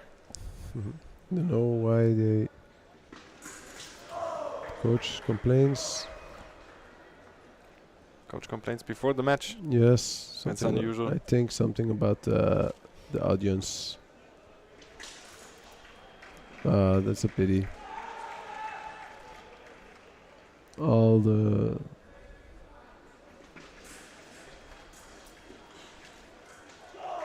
People need to go away. yeah, they were on the right side of the piste, Yeah. behind him, and coach didn't like the Belgian side be so strong. So, well, Oh, you can see a lot of people moving around.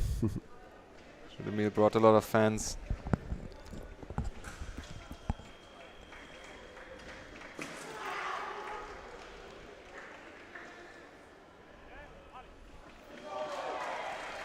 stuck at the prep. And Kuzmin raises the finger saying, well, I know, I'm touched. I waited.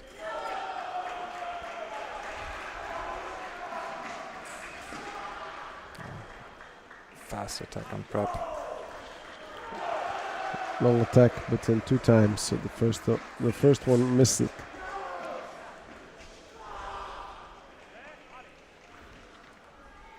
No, out of balance, and then it's difficult to win the touch.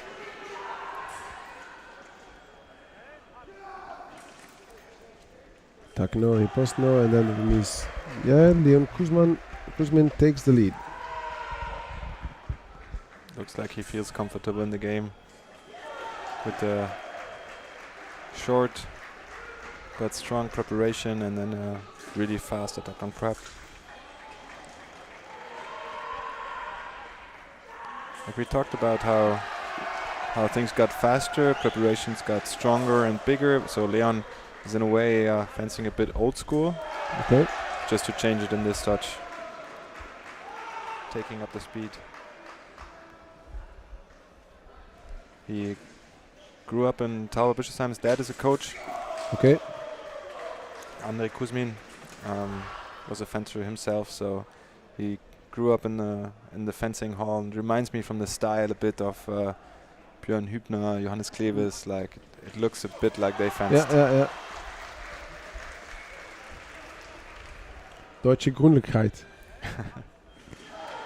Again, I think a little mistake in the hand, but let the referee decide. Yeah. Yeah, attack from the left, like a clean technique from Leon Kuzmin. But sometimes he waits just a little bit too long, is a bit hesitant. Yeah, like here he hesitated a little bit, and Julie Milkun made the touch now nice in the preparation. So He's going for a parry, I think. He's trying. he stayed on the line for 2 or 3 touches. That touch, I think, was 4 times. Like just a small preparation, waiting for Judemir to accelerate, and then just when he starts, Leon thrust in. Yeah. It gives him the lead.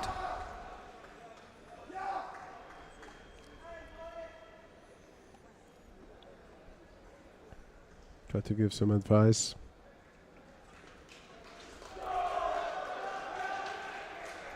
He doesn't train that often. Being a medical doctor doesn't give him too much time to stay in shape, but he doesn't look exhausted or physically now in the top 8 that he's no more energy. No, that's true, and it's Maybe more it's a choir. yeah, but now Alex Ziv had just joined. so we have Germany shouting and Belgium shouting. So it's nice to have a crowd, Yeah. Crowd just didn't care. and they make a lot of sound.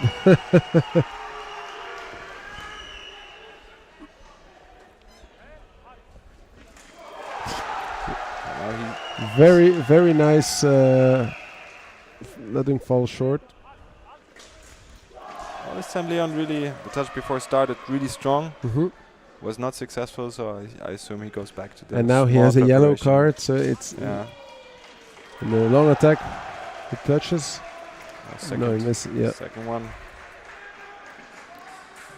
Yeah, he doesn't really extend all the way. He doesn't make himself really long No. in the attack but sometimes just enough. Always feel like he's just touching the tip of the jacket. Yeah, true. It looks like he's falling short with the lights on. Up line, no correct.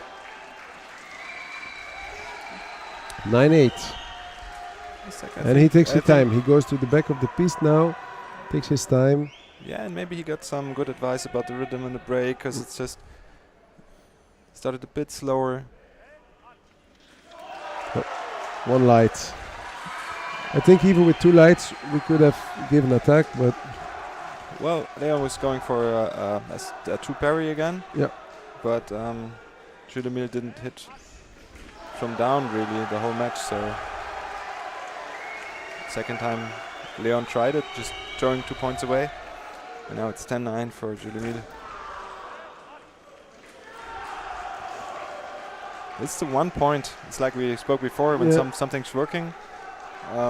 If I was giving advice to Leon now, it's like just stick to the 1. yeah. You see now that Julemil was not 100% ready on the pré, and Leon did a really great strong attack. Oh, he's looking for the parry again, but Julemil wasn't ready to respond. No, yeah. So it's the second attack that finished from the left. And now the bear, Leon Kuzmin, starts roaring. seems to be in the right fighting mood.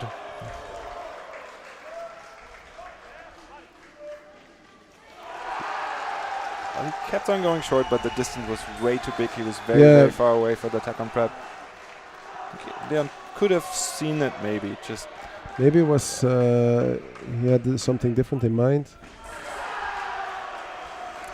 okay, that's a new touch. We didn't see that one before. No. Leon just go for a straight attack.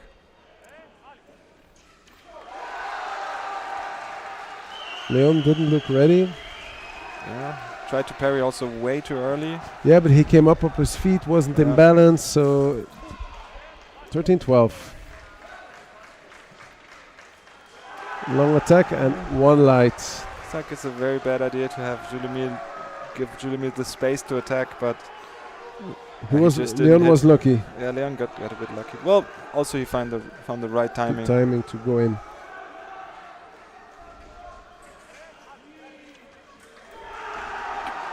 Leon made it. The German part of the crowd is celebrating with boys' energy around. Well, it's nice to have the venue supporting for both teams. It's you feel the energy. And the coach is not so happy.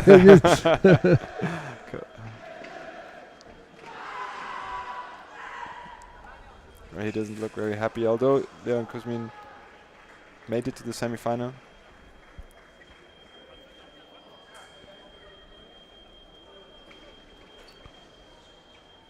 In the meantime, the other fights, we see Jagotka. Very experienced Ukrainian fencer, but Martin, I checked the results before. He was, he has a couple of 64s. He's just made it to the circuit, but he made a 16 in Orléans last year. Okay.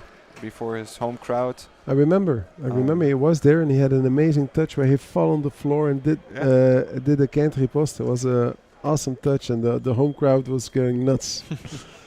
So he had like the one really good day to start off to enter the senior circuit, and to make it to the 16 is really a jump, because you might make it with a good pool and a match in the 64, you might make it to 32, but to get in the 16 you really need to beat somebody who's top of the world, like who's one of the best fencers in the world. Mm-hmm. So to make a top 16 probably for him was a great result. Nice attack and preparation. Touching his opponent and stepping on his feet, doing everything possible. Of course he didn't do it on purpose, but might be a distraction. for Andre. Quickly riposte from Andre, so he loses the benefit to attack. And then an interesting. That's interesting. I think the It's still very attack. last part of the scene was attack. I would rather say again, because it's really he really stops and jumps out, so he loses the right of way. But at the very end of the touch, I think Attack from the Thomas left. Martin Yeah. was the one taking advantage, taking priority, Yeah, that's what they gave. and that's what Alexander Schiffers thinks too. I understand that Andre went in because he felt, okay, he's really jumping out, so I can take over, but just when he decided to, it wasn't the perfect timing. Attack from the left. Oh, no.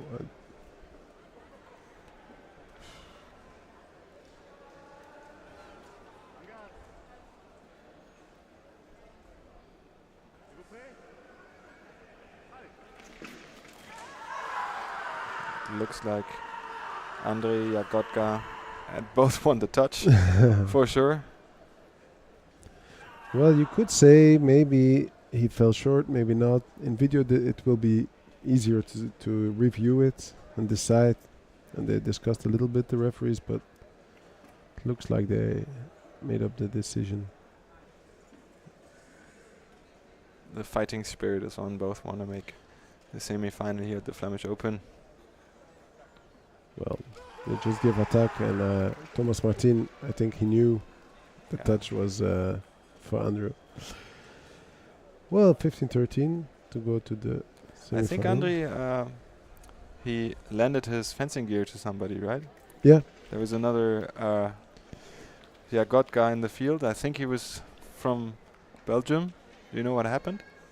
Well, it was a young guy, and it was the first competition of the season, and in the summer he grew a lot, and the referee refused the jacket, so the jacket passed the weapon check, but on the piste you have to. It's important that the jacket is long enough, and the referee refused it. So just for the pools, they managed to use his equipment. Okay, they were just looking for the tallest fencer. Yeah, and then they sent him to the shop here downstairs to buy a new jacket. So that's what he did. All right, a little break, and we'll be right back.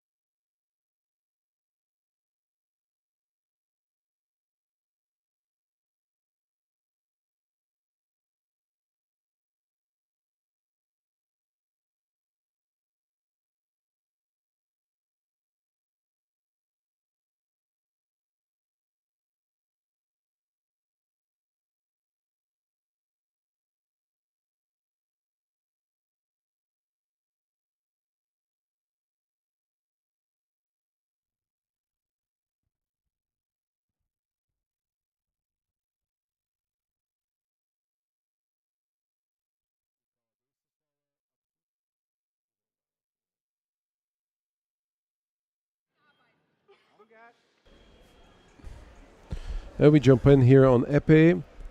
We're on the tableau of 8 and we are on the blue piste. And we have the Canadian Leonora Mackinnon against the Luxembourg fencer Anna Zenz. You know one of the fencers, or they are like... From name, Leo, I think she went also to the Olympic Games, I think. She is also training with Aube in Paris. Okay. And I think Anna Zenz, she made a surprise by beating Aube van Dingenen. So tableau of in 16. Tableau of 16. And now she did a very good start. She's leading 4-0.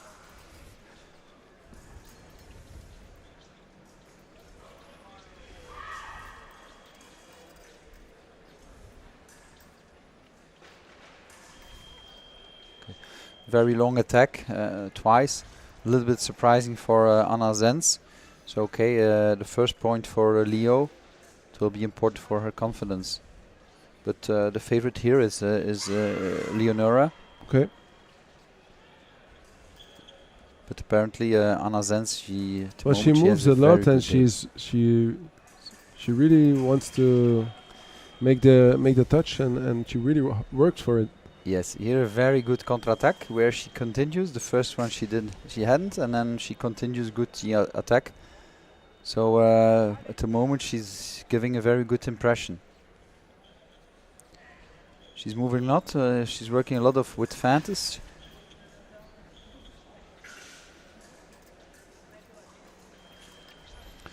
Okay, here a good second long attack on the preparation of Anna.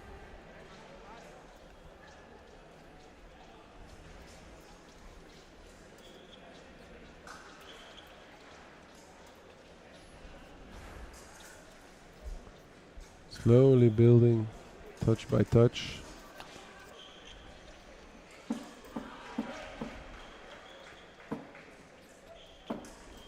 Voila, you see that she wants to come into the distance of Zenz, and then she has a very long lunge, and it's already 3 times like that with the long lunge that she's surprising So Zenz. she waits for the moment to accelerate and do the lunge. Yes, she's really entering in the distance.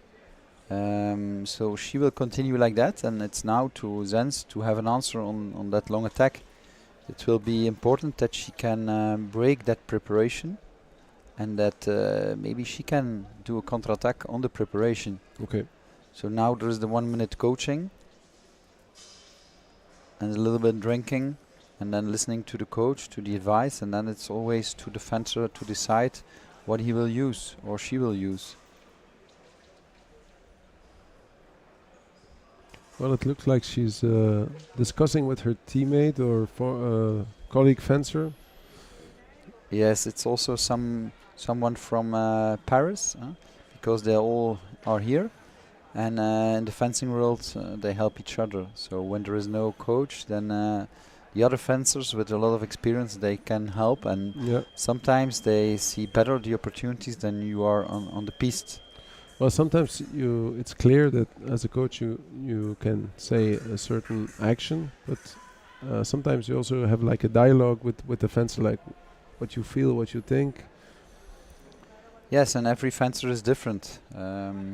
Also, as a coach, you have to feel what your fencer needs. Sometimes wake up, sometimes positive advice, sometimes only listening. Top coaches, they can vary in advice. Is it something you practice only on competition, or is it something you certainly do at training also? In a perfect world, and the professional fencers, they will do that also on training tournaments. But okay, for a lot of clubs it's not easy to do that, so it's only in competition. But you have training competitions, and you have more important competitions, but you cannot try that out on the Olympic Games for the first time. So it's really important that you know your trainer, that you know which words he will use. So it's an important part of professional fencing, that you understand each other very fast. With a few words, you need to understand your coach. Yeah. Here you see that the tempo is going up.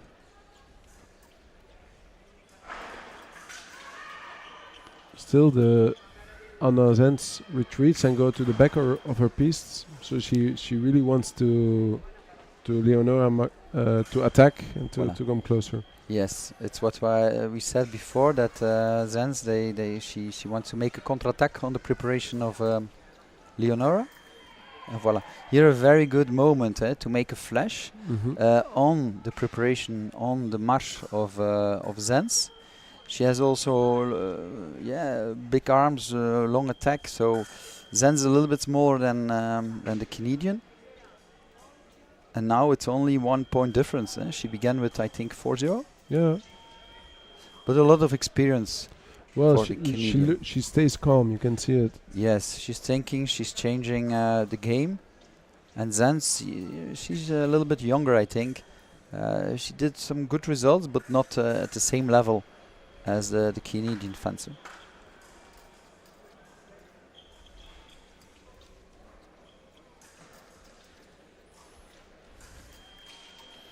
Okay, again, good footwork, and she's really entering in the distance.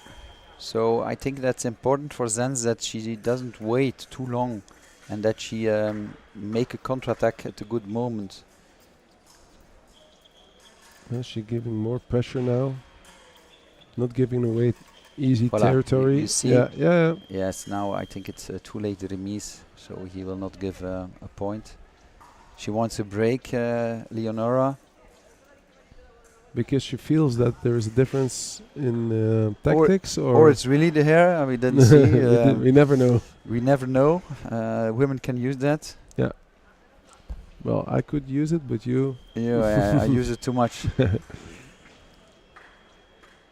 No, it is a trick. The yes.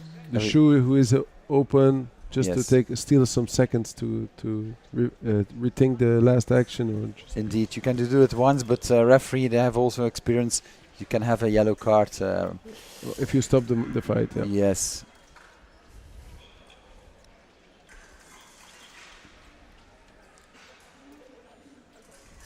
And we see slightly different. Okay, this is the first touch we see in parry riposte. All the other ones were in attack, and now it was really counter-attack from Zenz, and a nice carte riposte. That's also a solution for Leonora to make second intention. Yeah. It's of course smart, because she knows that Anna needs to do this to get the touches. Yes. So she waits for it. You always need two things. You cannot have one plan. You need also plan B. When the other one comes, then you have a... When she changes, you have to rechange. Yeah. That's part of the game in fencing. It's like playing chess. Really quick. Very quick. Okay, first time I think she's leading. Now it could be different, and now you see, okay, it's a counter-attack. A double touch. Not so many doubles yet. No. Now that can be maybe something we will see more. Okay. Okay. Here was a technical mistake. She was too fast with the leg, and the point was not enough on the forward. right place. Yeah. Yeah, not enough forward. She didn't extend the arm. So it's a technical mistake. Yes, coordination is first, extension of the arm, and here it was a little bit. Later. Now I have a double touch.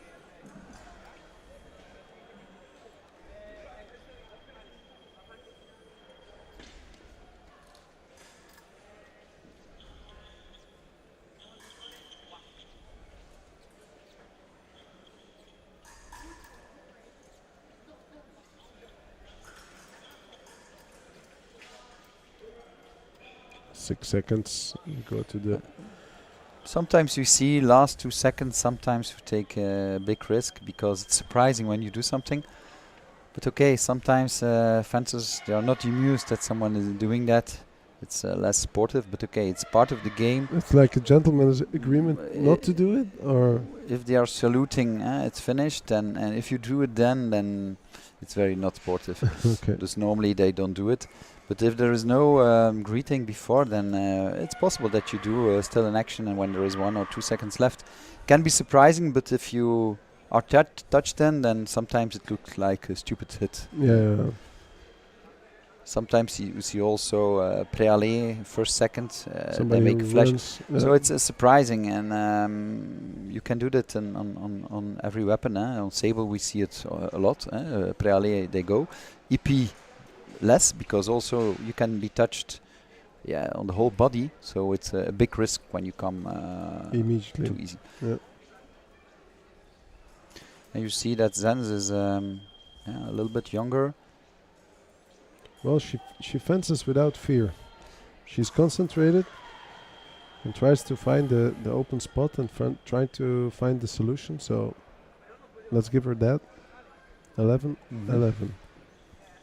Last period, 3 minutes on the clock.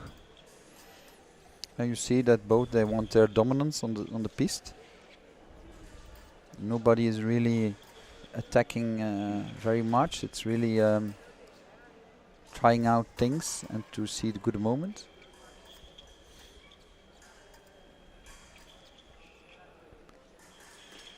Surprise attack, but she misses. Yeah, but the problem was here from too far. Yeah. She made the attack, and Leonora was going back very fast, and then voila. Okay, that was good. She had the focus Zenz. That was good. It was an arrêt, but maybe the EP doesn't work. I don't know, but there was one touch. Okay, there's seems to be a problem. So when the point is away, I guess. Yeah, when the point is away, so Zenz will not have a touch, not have a point. Okay. It looks like it was double touch. So. Yep.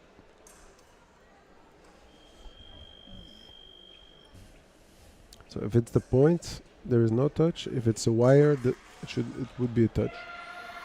When there's a wire and there's a problem with wire, the touch is never validated when.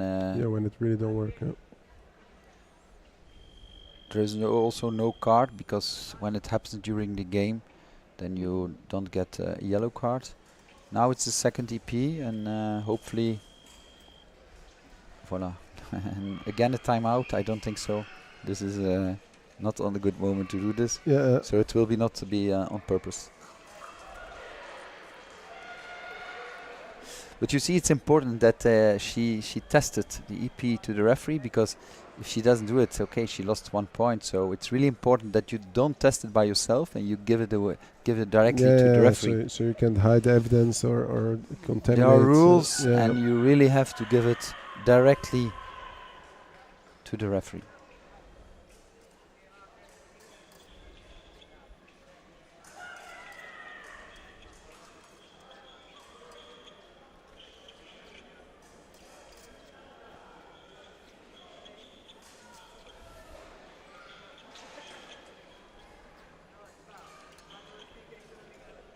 She needs to take initiative. She's 1 point behind. She doesn't want any doubles. She still has a lot of time, but again, second action from very too far. Too far. So she really has to come closer and more preparation. More patience, or patient getting closer with the footwork. So it's a lot of patience and footwork. Now also it was not 100% the action. You saw a little hesitation. Now you see 14-11. I don't think that Leonora will give it away. Yeah. She has a lot of experience. She really goes for attacking.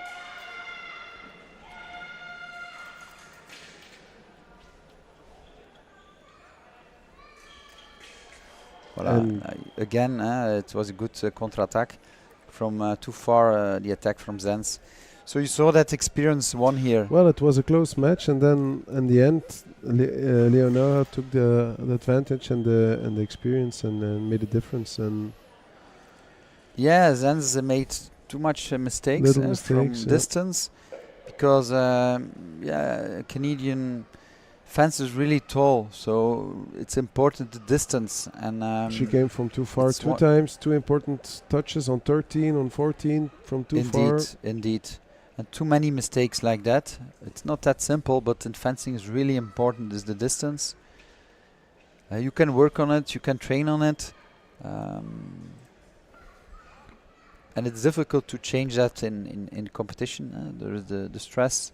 So it's important that you train on this on the field and training, on the competitions, that you analyze some videos and that you see which mistakes you did. And it's important that she has a discussion about it with her coach, and then you can work on it. Also, every match is different, so it's possible next bout against the same fencer that the match will be different. Yeah, of course.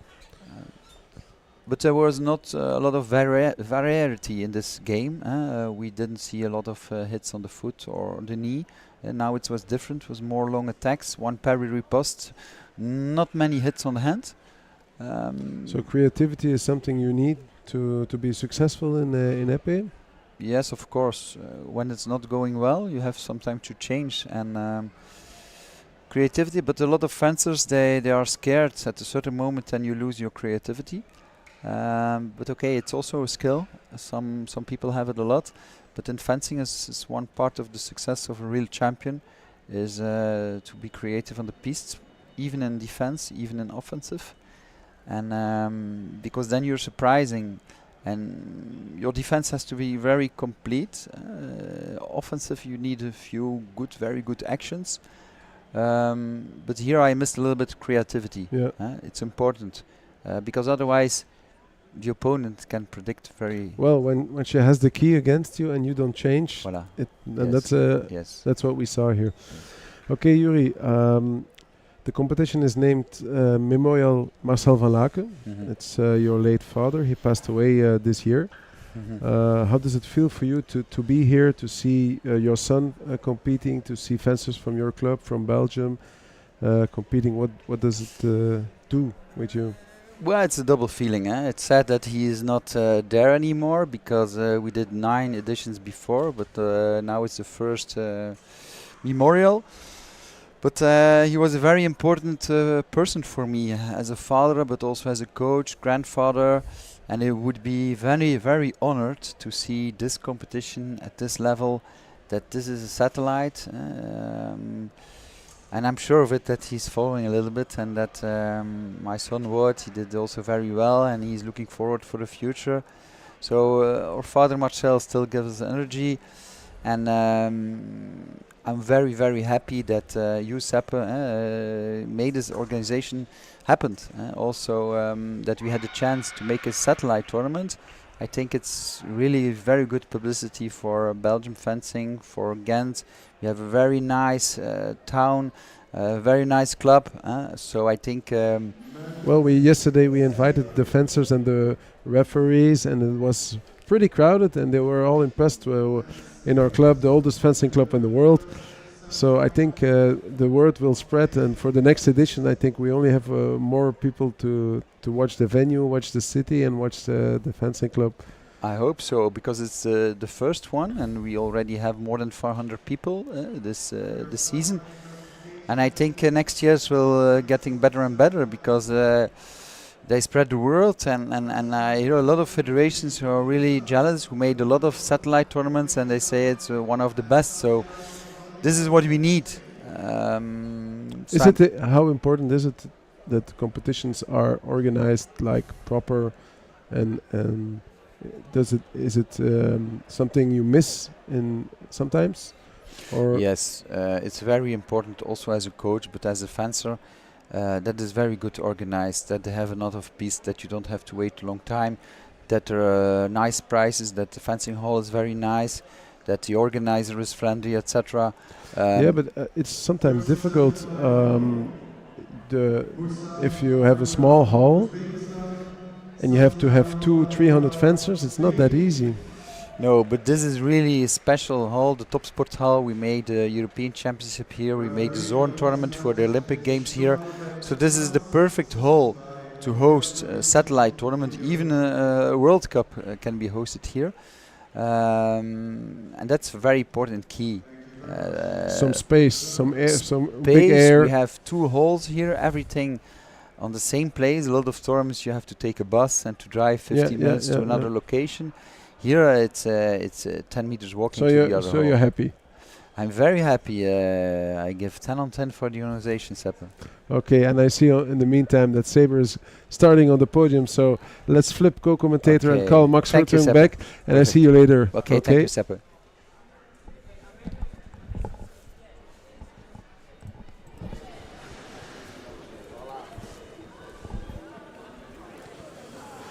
So the first semi-final will be Santiago Madrigal from Spain against Musa Aymuratov from Uzbekistan.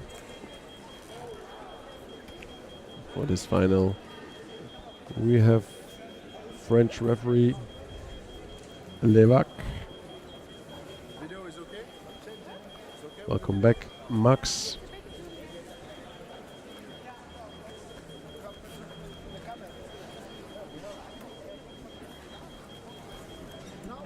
So Madrigal, really clean, nice technique.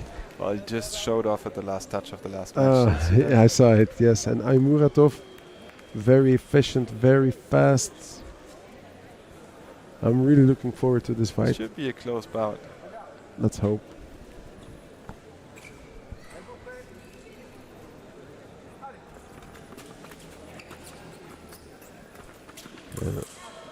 Immediately a nice attack. Thiago got the blade. Line didn't stand.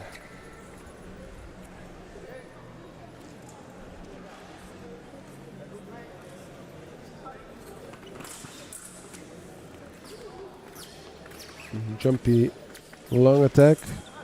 And this time Musa Aymuratov duck down underneath and Thiago's under attack. the blade and makes a counter attack.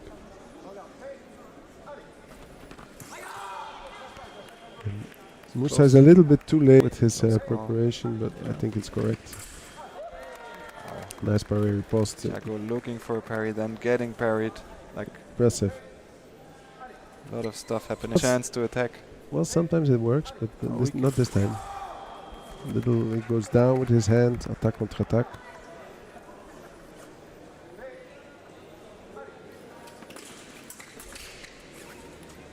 This time Musa didn't report very second after Santiago's hit, but took the time for a long attack and that got rewarded.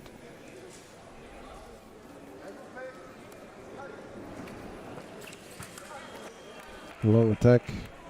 And they both really go in the distance, go close, and then one gets the upper hand. The thing is, they both try always something. Yeah.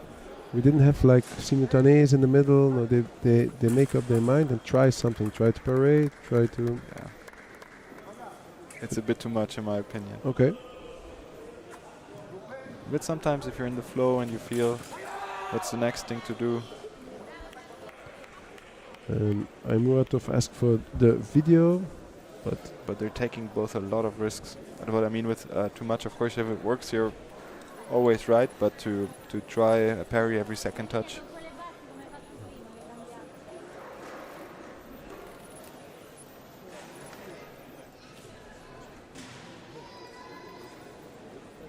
while the referees are discussing. You can see the crowd.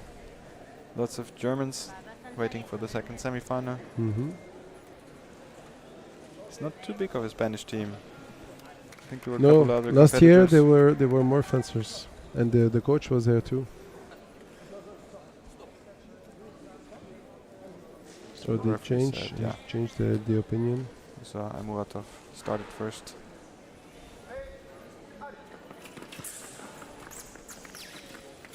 Attack no, and then he was out. Santiago Madrigal didn't even bother.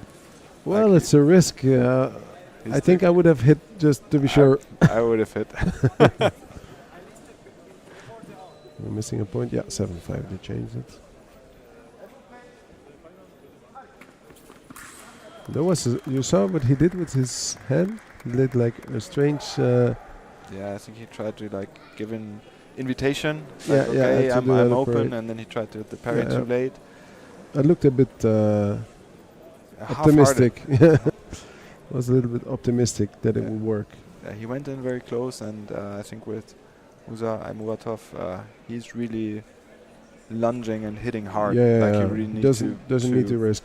You need to put a lot of power also in your parry and a good distance. Otherwise, he'll just hit through.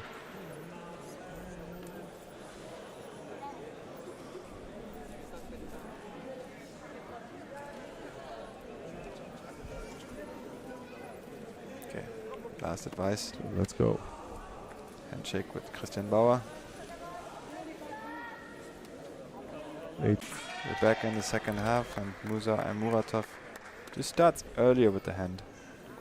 Paré riposte. Well, they're still trying Yeah, to do something to every do touch, some, just now some working actions. better.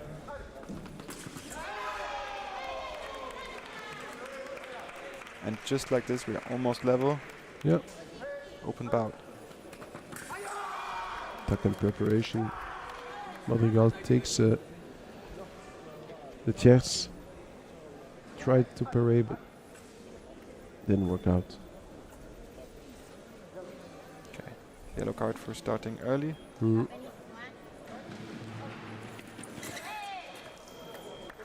They both have one video, and the referee didn't even decide it's anything. So Ask for a double video. yeah, why not? They're gonna double check. Well, that's great.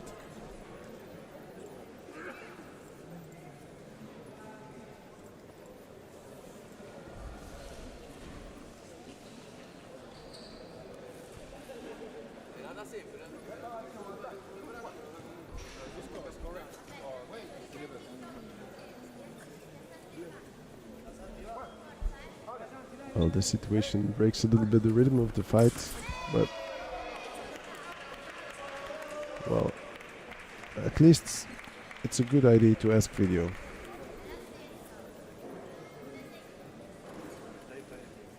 I mean, it's no clear momentum, so it's not sure for whom a break is good. It looks like on television screen that Madrigal is a little bit too late to be in the preparation. But maybe with the slow-mo they can see it better. Yeah, and they change it. Santiago doesn't like it that every time they ask video they change it, Yeah. but it means Musa, No. well, Yes, very Bauer signed to him like, let this one go. No correct. And Santiago tries an offensive parry. Doesn't quite work. Musa Aymuratov is just too fast for that. No, he's just too efficient. He makes the light burn, so he does what he needs to be done. An exact example of the state of mind where he's in, and we recognize it, of course, as a fencer. He's sportive after it. He has to take his mask. Referee is not happy. They shake hands. Yeah, it's the heat of the moment.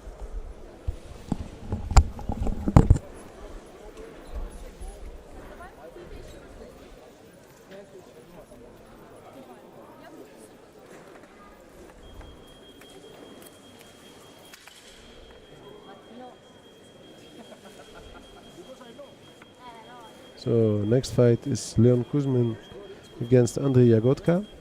We followed them already today, both.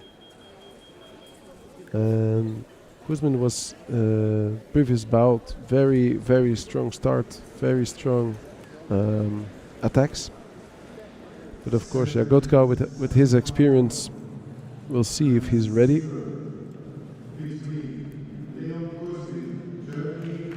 They come on the stage.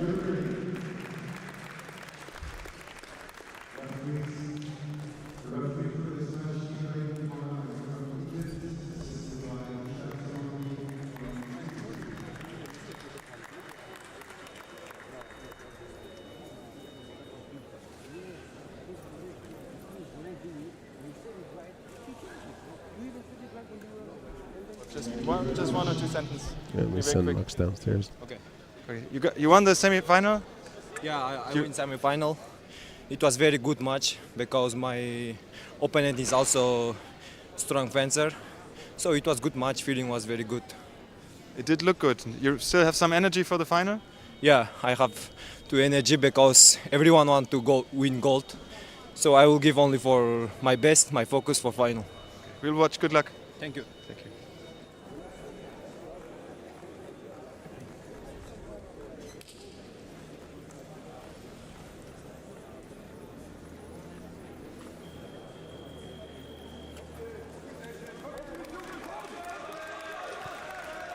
And you can hear already the German crowd cheering for their champion, Leon Kuzmin. Attack no, riposte no. Slowly building his attack. There was a parry riposte. 1-0 for Jagotka.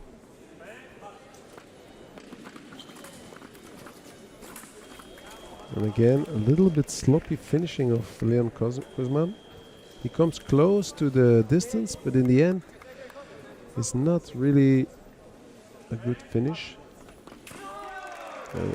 Attack from the left. They ask for video. It looks correct for me.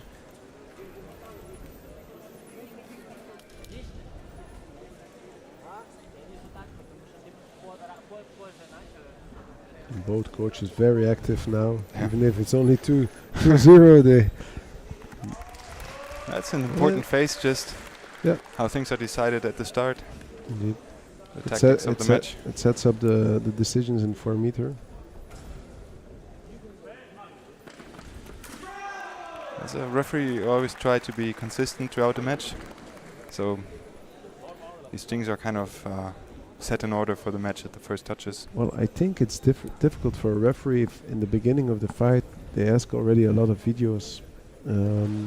But yeah, as a fencer, of course, you fight for your own case. But it can be hard for a referee if in the first kind of calls they already ask video. But of course, that's why we have video to try to get the touches right.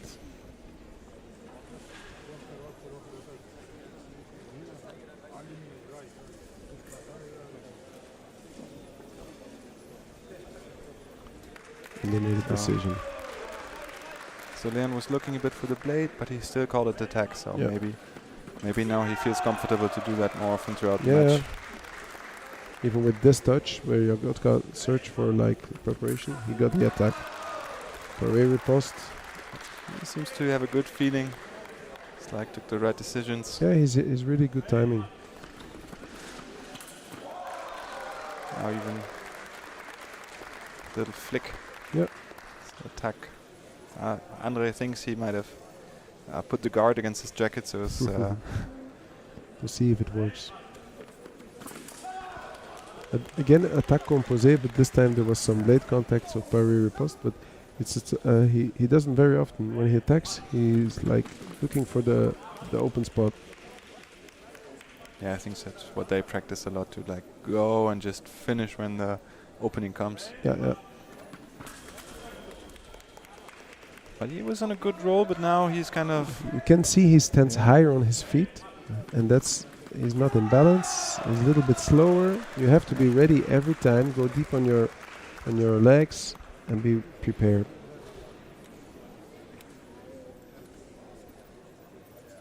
I told you the nickname the other boys give him is the Bear. The direct translation of Jagotka to English is Berry. Okay. So we got the bear and the The berry. bear and berry.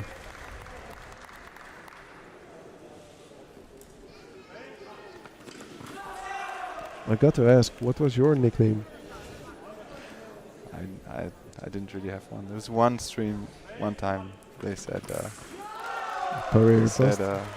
hammer. The hammer. Yeah. Okay. But I don't know. It's a good nickname. Didn't really stick. Well, they called me the Bell Giant. Makes sense. It makes sense. 7-7. It is a good match.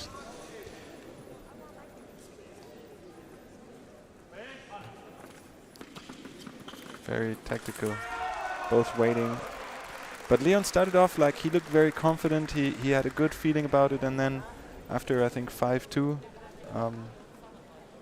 something changed. You also see Jagotka like he's having a hard time physically.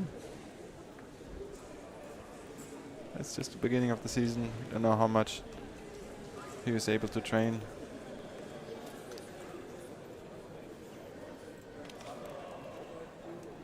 And they have a long travel. Yeah.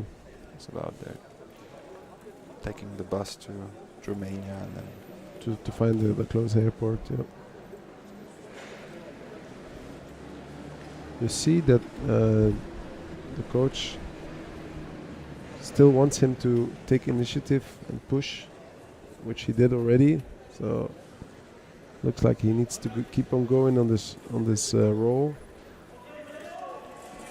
Let's see if 1 minute was enough for Jagotka to recover from the first half, if he can make it to the final.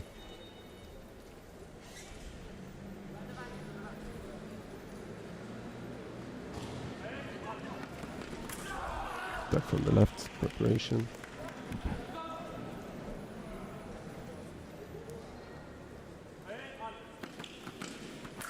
But maybe it was just a remise. But now it really looks like Andre got his energy up. He could use the 1 minute break. Got his breath back. My feeling was more for the right, but I'm not sure.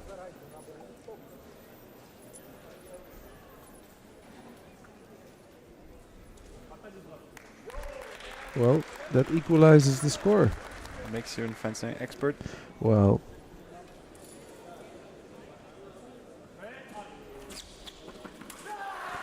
back from the left. Both wait very, very long.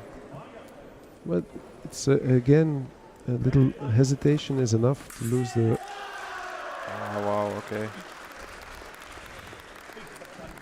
I think the Jagotka made the last parade and riposte, but exactly for this kind of situations, the referee can decide to watch the video by himself without any fencer losing a call or challenge.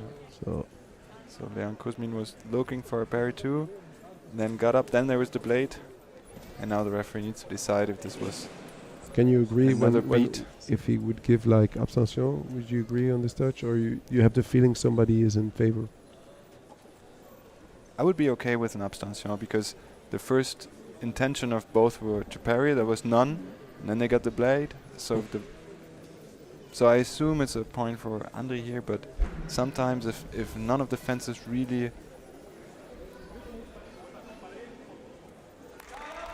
Well, see, you could have decided it either way. Andre's not happy, so I would have been fine with the. Yeah.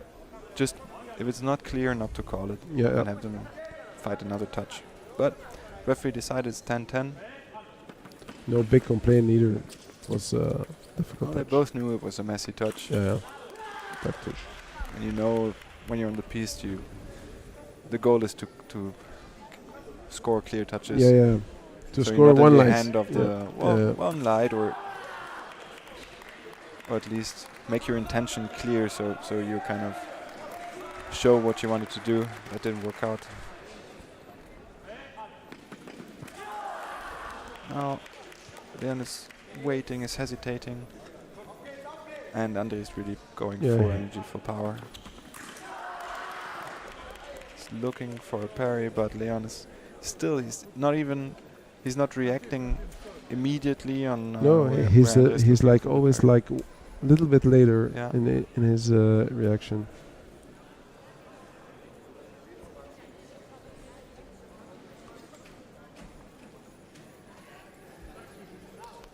And they stick to the 14-10.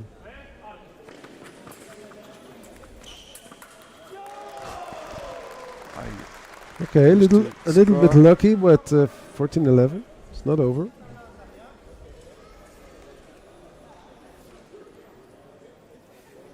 Previous bout, the German fans were very loud, but now they're like more quiet.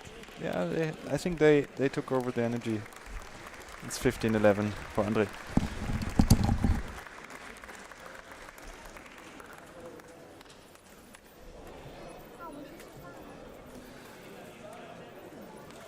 So later on, we will have the final.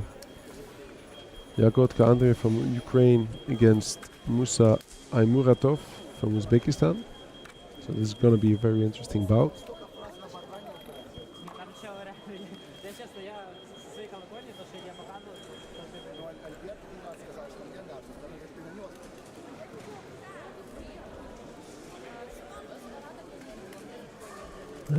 I think Max is finding Jagotka to see what he thinks about his victory.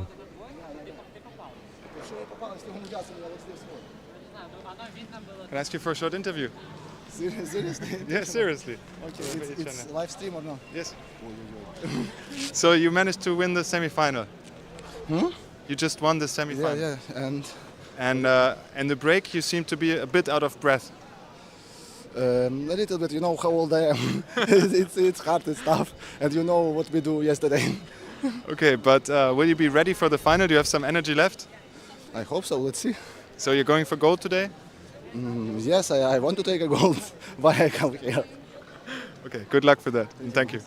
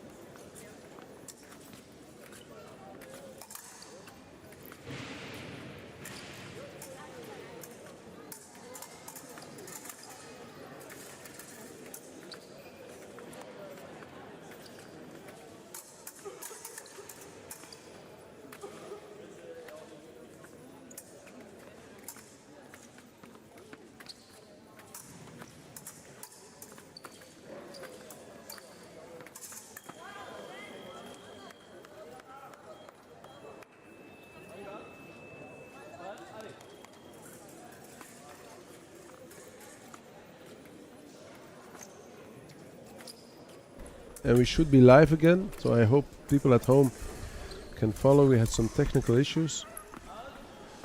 And maybe we can see the last touch of this bout. Wesker Laura from Germany against Anna Verge from Lithuania. She's a little bit eager to get a touch, and the parry riposte works out.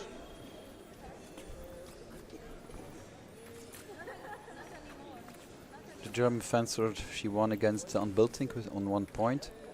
So now she's on 1 point for the big final. And we will go to the third period with 14-11. Wetzker is at the moment 48 in the world ranking. So she was one of the favorites to win the competition.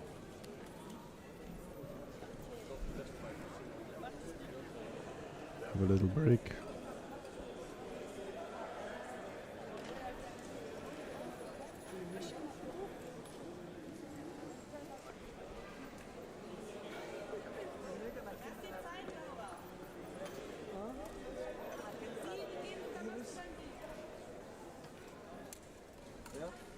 Looks like physically Laura Wetzker is having a hard time. Yes, but it's never finished. She's number 231, Vernia, so in the world ranking. She's a young potential fencer, but only three points difference, so that's not so much. Not so much. She has 3 minutes to come back. But Wetzker is good in double touches, so Okay. it will not be easy for Vernius.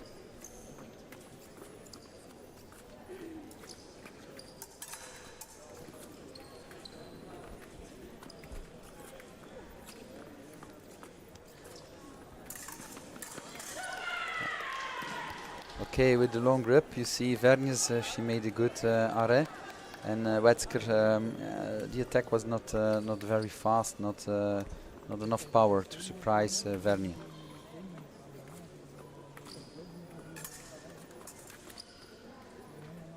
French grip gives a few centimeters extra, but a little bit less strength.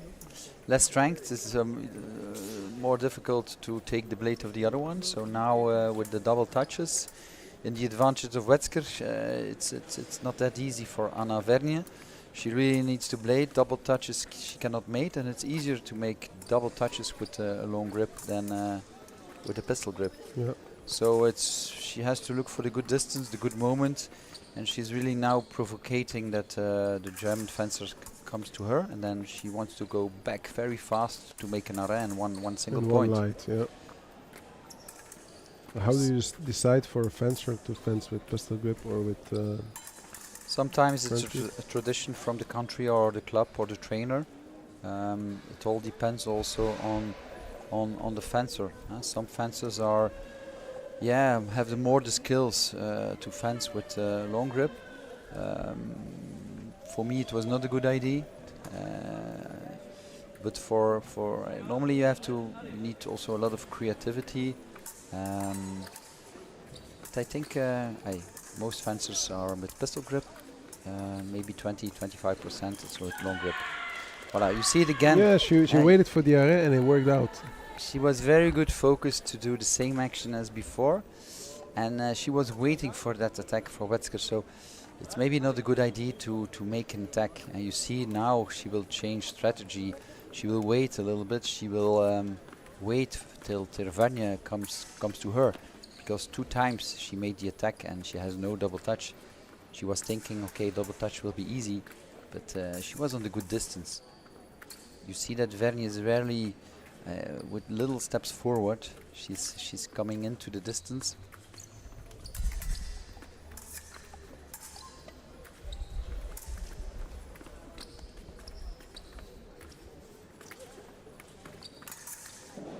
She has time, 55 seconds. There's a lot to make 1 point. And She's very, very patient.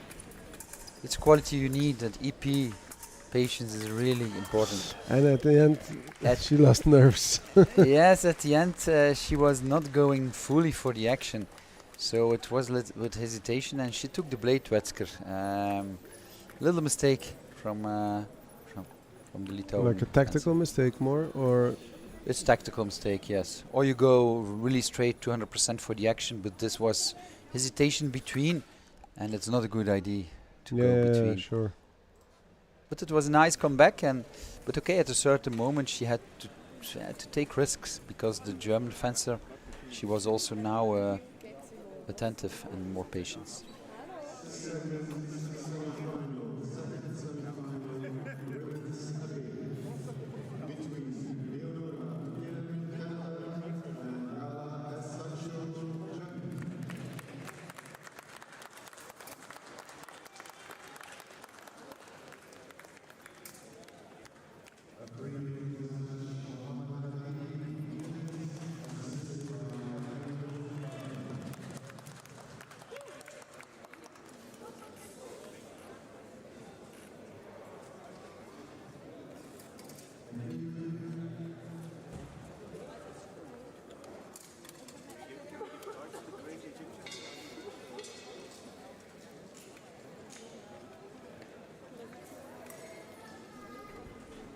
So we are in the last semi-final of the day, where we have from Canada Makinon Leonora, and from Germany Sancho Gala. We followed today Makinon a little bit. She won a few fights, who ended up close till 10-10, and then with her experience she could make the difference in the end and finish the fight properly. Do you know Yuri, the German fencer? I heard her name a couple of times. I saw that she is number 89 on the world ranking, so she is top 8. 100, yeah, from here. And Leo is the favorite of the competition if we look to the ranking. Okay. It will be nice to see different styles, because Leonora has more a French style, and Hess is really with the blade. So it will be nice to see different styles, and hopefully we see a very good bout. Also, you see Hess is left-handed.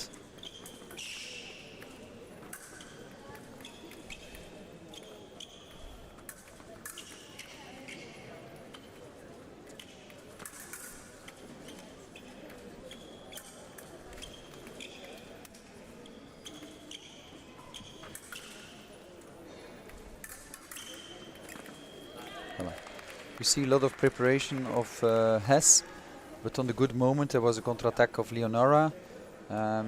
Hess was doing all the work, but then one touch on the good moment can be enough to have a point.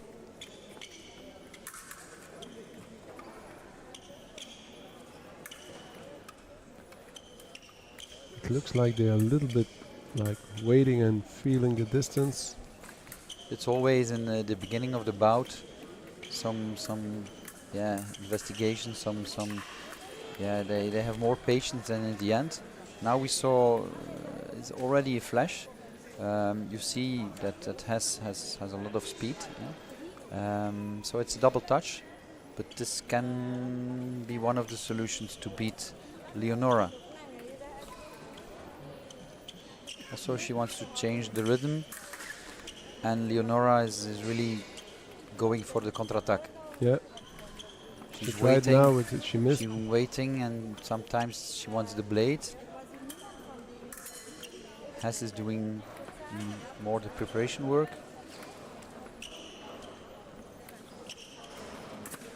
she's looking for the blade. And now a very good flash in 6 octave.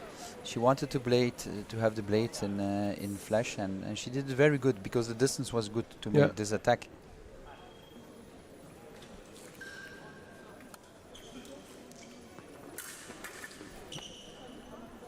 She has some initiative. She tries to touch, but she comes from pretty far. Yes, she wants to be more aggressive on the piste. That's the reason why Leonora also wanted to attack once, because maybe she fell a little bit in sleep. And you see now, now it worked difference. Yes, workout had a good distance. She has a very good long attack. We saw that in the matches before. She made a lot of points with her length. Yes, with her length.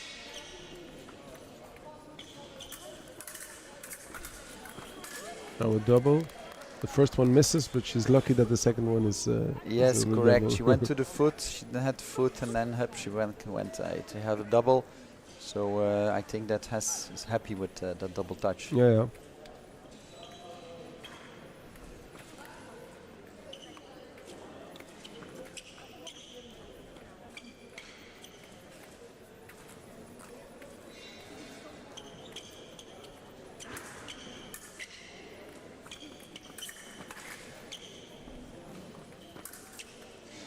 They fence a lot in the middle of the piste. Huh?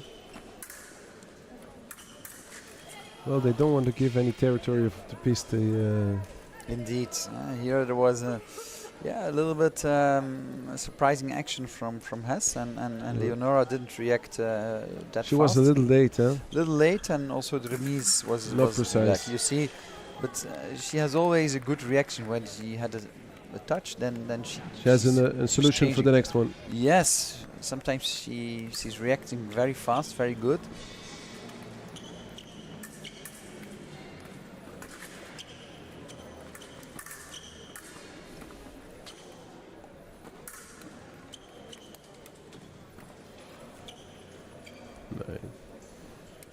Both are preparing for the minute break. Yeah, it's a good idea to listen to the coach.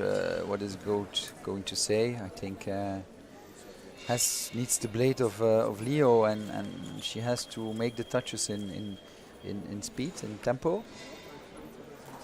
And you see here Obe is coaching her friend colleague from Paris. About training with Maître Lavasseur. Yes, one of the best trainers in the world.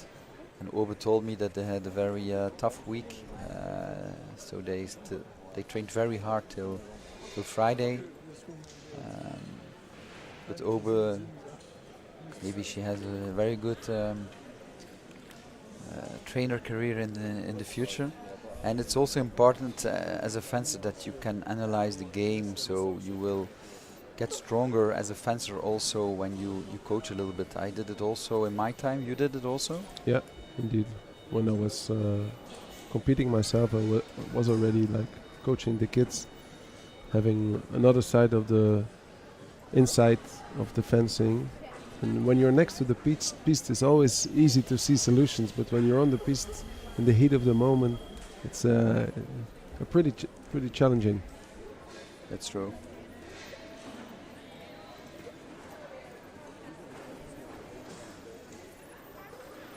Okay, do you think we will see a different game now, different in the second part? I don't think anyone is going to take the risk, so I predict that we stay on the same tempo and the same kind of vibe. But maybe they surprise me. But don't you think that has to change the rhythm? She be more aggressive. She should do something, because we know from the past that even though it's 10-10, in the end Leonora will finish the bout. So if she wants to do something, it's now that Gala Hess needs to do it. I think she has to push her more at the end of the piste. We will see if we see some changement in strategy.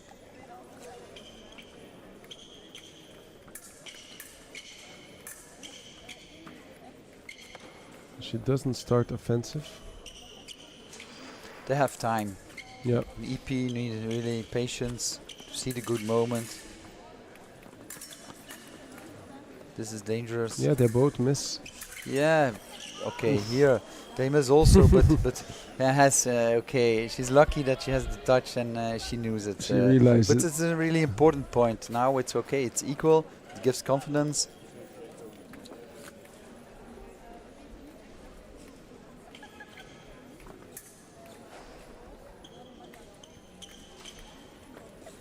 Well, mostly when Leonora had the point, it's Leonora then makes the attack. We will see if the same. We saw it a few times. Okay, here we cannot see if she turned it back or not. If it's a good point, yes. It's okay. rewarded. Yes, it's awarded. So it was a nice parry riposte. Okay, this was a very good touch on the preparation of Hess. She made a very good marché feinte, and this is killing. This is a killing hit. Yeah. Also now Hess is afraid of this action, and she needs to be more like you see. She opens the distance even more. Yeah, I think that Leonora will try to do the same thing on the good moment on the preparation of Hess to make a marché feinte. But now you see more that the piste is used. It's not always in the middle. But she keeps on the pressure.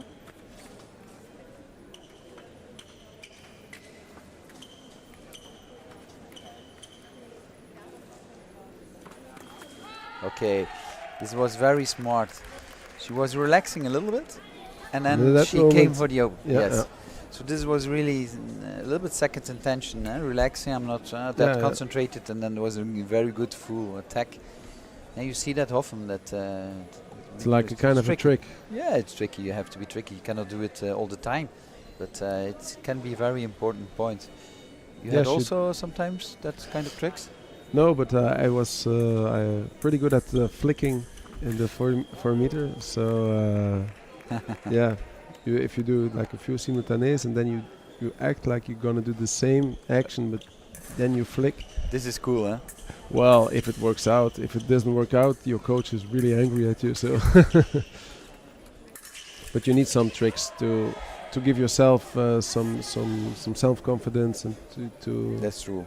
Every good fencer have some tricks, but sometimes the other ones they know that you had these tricks, but if you use them on a good moment. Yeah, unexpected moment. Slowly she opens the gap a little bit. 9-6 for Leonora. 1 minute it will to be go very difficult because Leonora has a lot of experience. We saw in the matches before that she doesn't make a lot of mistakes. And I think that she will use the counter-attack on the preparation of Hess.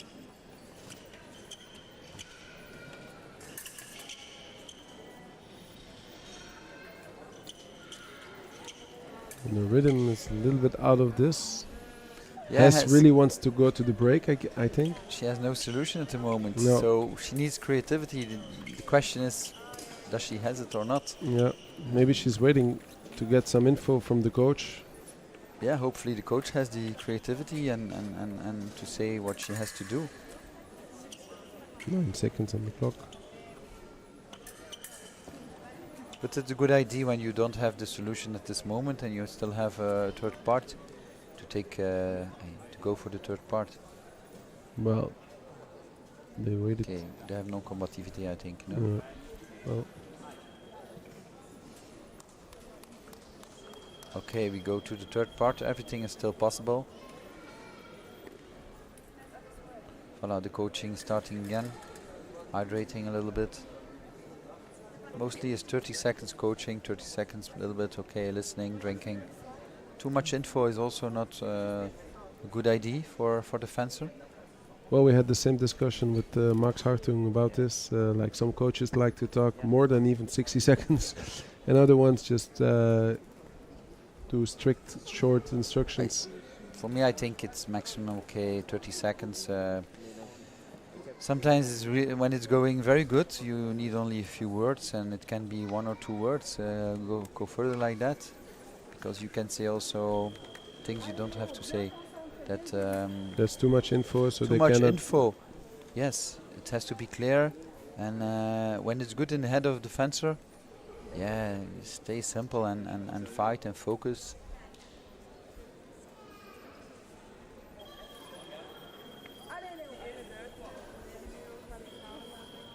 also at this point of competition, they're already tired, the fencers. And sometimes you say a lot, but it doesn't enter in the head. Yeah, of it the goes through the years. Sometimes I ask the fencer, what did I say? What do you have to do? Then I see, okay, he listened well or not. Yeah.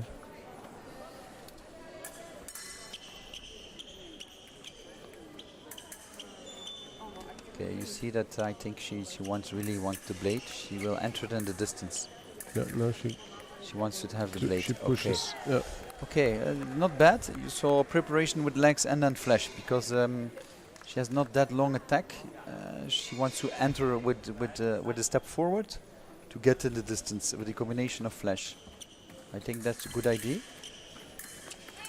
She did it again, but then okay, there's a parry riposte. It was a little far and a little obvious. Obvious, too fast. She has to prepare it better. Yeah, to hide it.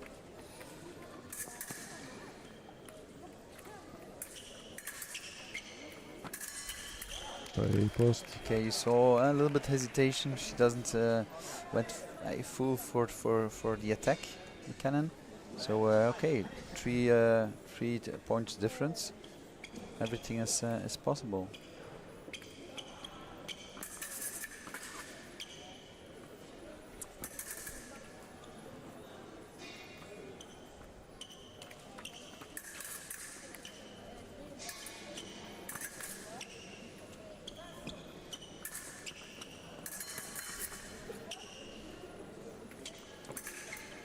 Two minutes to go in the third period. And it should have been a double, but it's not. Yes, he didn't react on the provocation of Hess, so there was a counter-attack in arrêt, who was easy for Leonara. But okay, it was a good try, but it was not the good moment because she was not surprised of the action. And you see here experience, every little mistake. We saw it through the day. It's like something that comes back. You see the best fencers, they are also the best in the last period. And that's a tactical game. They feel the match, they analyzed it during the fight. Yes. That's the difference between top level and the medium level. In the beginning, sometimes very close. At the end, they make the difference.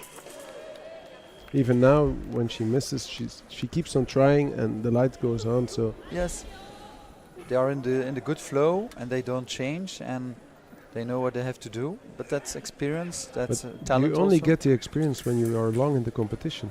So to get the experience, you need at least to go to this kind of fights.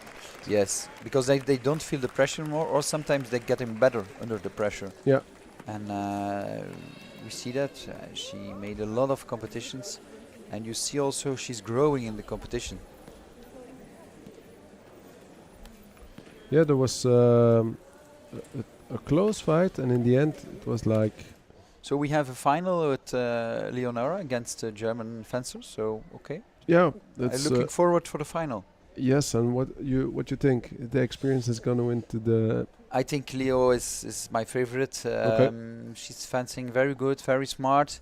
She has everything to beat the German, but okay, the German has a good day, and we will see. What do you think?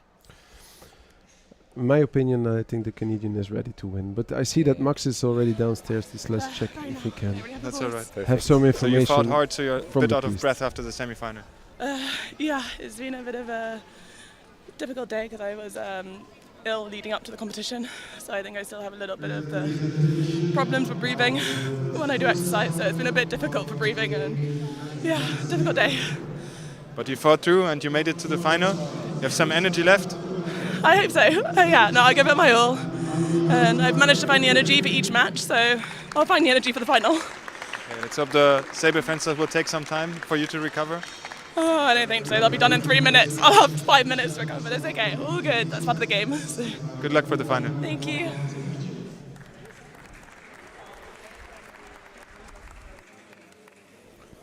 So we are in the final of the saber competition.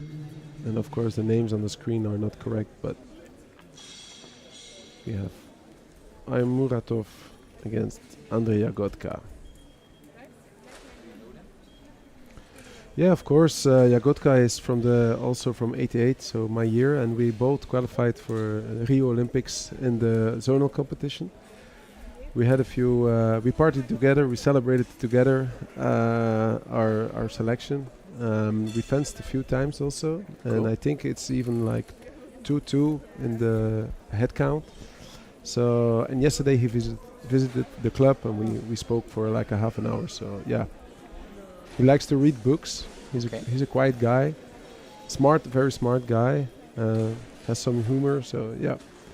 And Musa, I don't know him personally, but he's like a rising star from Uzbekistan. Trains with Christian Bauer Academy. So we will hear from him. Also a junior Asian champion. So it's the experienced older guy against the young violets. Okay. Max is here, so let's switch commentators.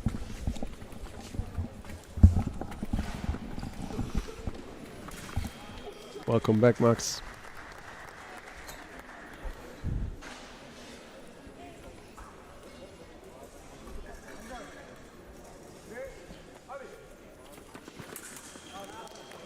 Just great distance control from Andrei Jagotka to level 2 1 to Yeah, he 1. waited really patiently. Not with the riposte this time though. Well, Amuratov, the touch before he stayed, and now he immediately retreated, so that's very clever. He really bounced out of distance again. Yep.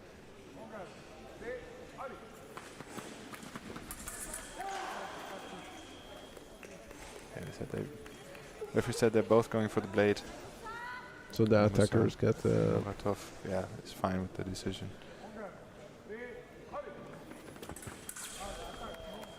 A little bit over speeded his attack.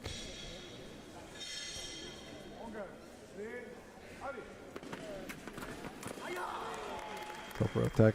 Very Little nice. hesitation, but Jagotka wanted to see if he could get into preparation, so attack onto attack.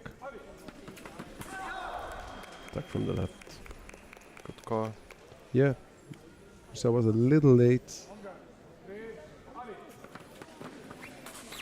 Attack no.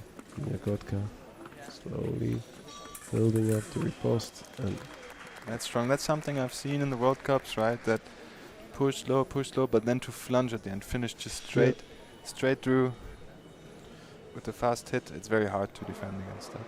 well, I guess Del Homer invented it. Well, he did that great, but he also did that a lot in the middle, and that happens a bit less. Yeah. I feel like the referees sometimes call attack on prep when people start jumping in the middle, but on the long attack, something. It's very efficient. The new European champion from France, Yep. Lemigaric, did great against Aaron Silaki in the final. Like usually, Aaron is a fantastic defender, but he had his difficulties to stop attack. You could see that Aaron also tried it from time to time to do this plunge because he tries to evolve with the fencing. A nice extension of the attack, and really had to go really deep and far to get his touch. That's his trademark, right? He was a bit out of breath Andre in the last match, but he seems to be find his second breath. The referee is not sure. Gonna check on his own initiative. checks the body language, like Muratov's really asking for the touch. I think he started off a bit earlier. But also My feelings say more demanding. for left, but let's the professional referee decide the right call. Watch and agree after. See Andreas, his hands on his knees, like recovering. Maybe the pause is actually good for Jagotka. They made up their mind. No touch. No touch. Well, it's fine. It was we didn't agree, so it's a good decision.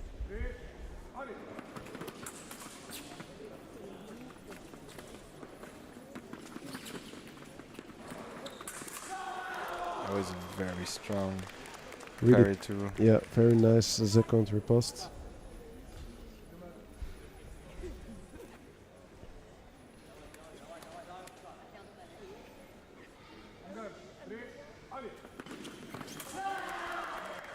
First attack. Referee gives first attack no, so that means that the first attack didn't touch. We'll see if in video he stays with his decision or sees something different. I think they're gonna change it. Yeah. Okay.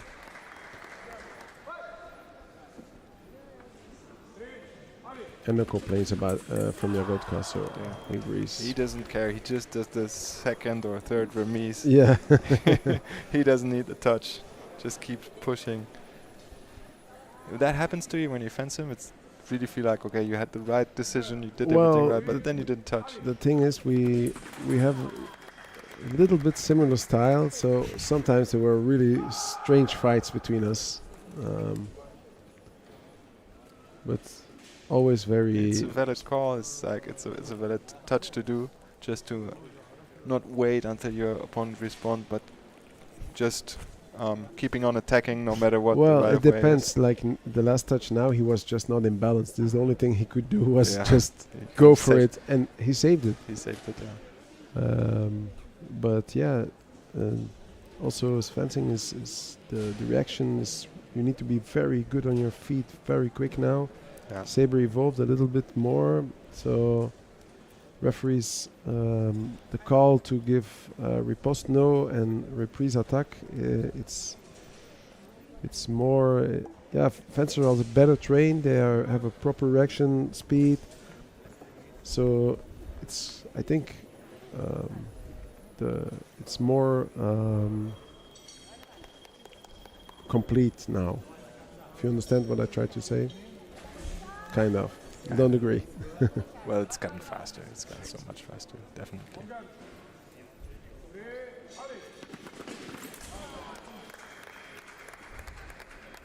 There's no preparation. No, so just attack. Muratov yeah. just after Ali just attacked. Didn't get lucky with the offensive parry.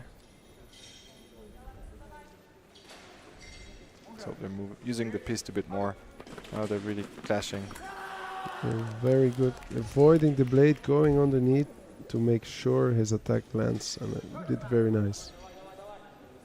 It's an interesting mix. Andre has like with his own style, a very like his individual way of doing stuff, but also a good technique. Anyway, tries to get the parade, but didn't land it.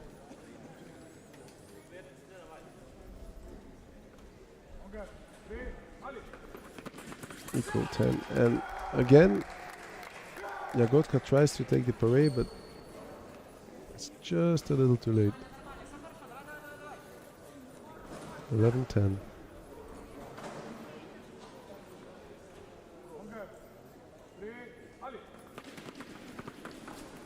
No. Jagotka slowly building. And Musa, he wants to have the attack no riposte, but I think the call is correct. He goes backwards again, so Jagotka, his attack continues. 11 bolt.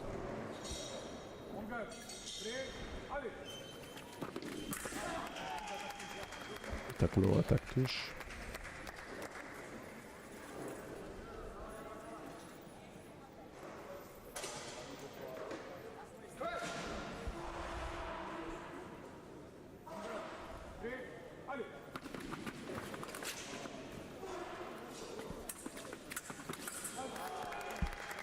And again, Jagotka tries to get his attack, but fell short. And Muratov managed to finish his attack. Even though he comes from really far, he extends his arm to make sure the light is on. Very impressive.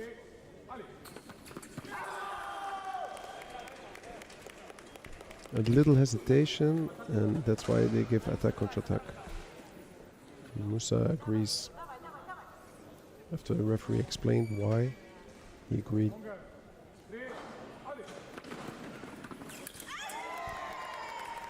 Jagotka changed line to go underneath, and at the exact that point, Musa hits him on the head in the preparation. One light. If there would have been two lights, it would have been obviously attack contre attack. 14-12. Takano. And the attack from Aymuratov, who wins his competition, and it looks very, very, very happy with this. Means a lot to him, that's very obvious. Needs, of course, to get his equipment back. But yeah, we have a winner of the 27th Flemish Open, and it is Aymuratov from Uzbekistan. He looks very happy. Coach Bauer salutes the opponent and the referee.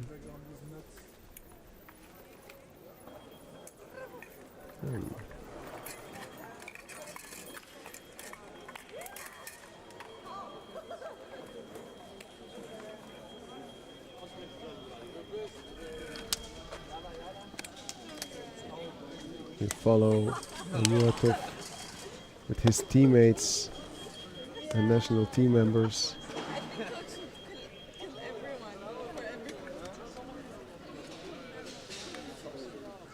He's really emotional, you can see it. Would you go for a short interview again? Up to you, Max. You won the competition, you got gold. Congratulations. Yeah, thank you very much. Thank you for everyone who is watching right now. So also thanks for my team. It's very supported for me, it's helped for me. So I want to say just thank you for all. Okay, you put up quite a show, you did a move like this. Did you think of this before or was it spontaneous? Yeah, I was thinking before the match, like if I will win, so I can do it because it's my favorite celebration. Well, I think the crowd appreciated it. You're going to celebrate your victory? Yeah, I'm gonna celebrate with my teammate, but not today because you have to fly like after 2 hours. So we go to Italy and we celebrate, of course. Okay. Congratulations and have a good safe travels home. Yeah. Congrats. Can I say something? Yeah, sure. Thank you for everyone, and I wanna say in my language something. Nukus sila alga. Thanks.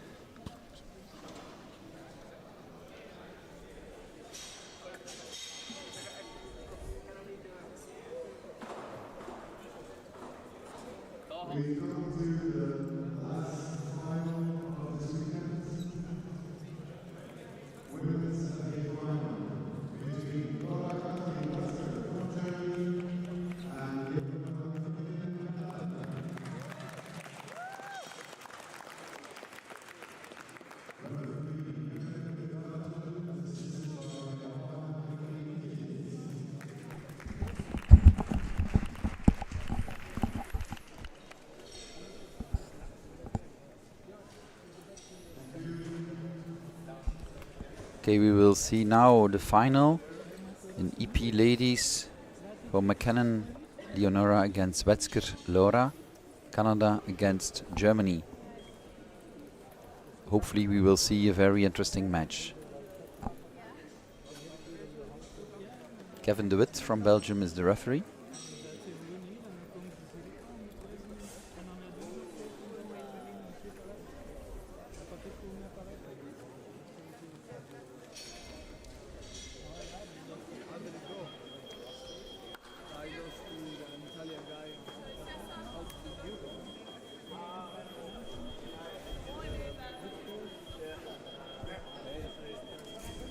Hey, hello Max. We get a new duo for the final. Yes, new duo for the final EP, the last final. Okay, hopefully we see a good bout. What do you think? Sure, we're going to see a good bout. Leonora was catching her breath after the semi-final. She said she was a little bit sick, so let's see if she's got the energy to go all the way. Yeah, I saw she was coughing, but she's growing in the competition, I think. I think she fends very smart. For me, she's the favorite against Wetzger, but she's looking physically still okay, huh? Yeah, she seemed to. Do you know her? Recover after the match. No.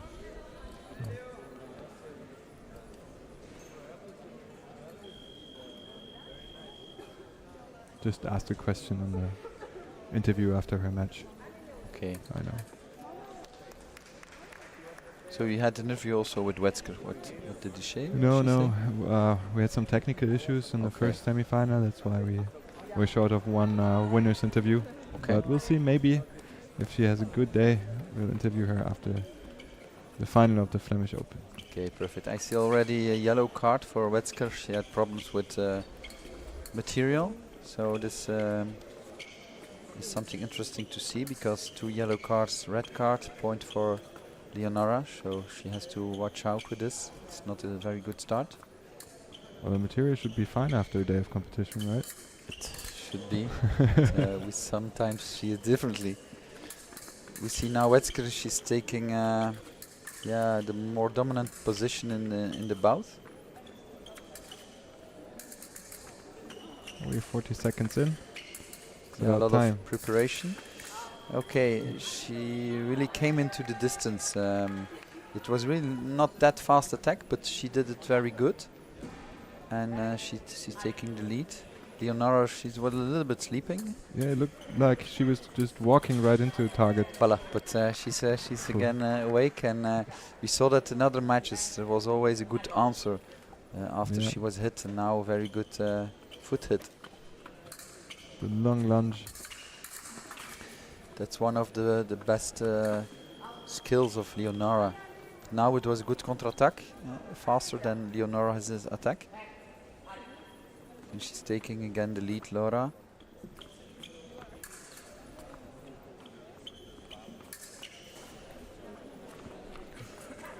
So it's now pushing less. Do you think the 2-1 lead makes her feel comfortable in defending? Yeah, but I think that she has to continue like that, be more dominant. But she's doing 2 times already good counter-attack. And that's important against Leonora, that she's taking the initiative in counter-attack and don't let her come with the long lunge, because that is really very good point of Leonora. Again, on the good moments, on the preparation of Leonora, very good counter-attack. And okay, 4-1. She's really awake. It's just a really good timing. It's not spectacular acceleration, but just great timing, right? That's very important in fencing, the timing, and then you go 100% for it. It's the first double in this match. So you see that Leonora has problems to see what she has to do, and this is the first flash she made in this bout. So you need creativity to find a solution, and she doesn't do it with lunches and with preparation, so now it was a really surprising flash.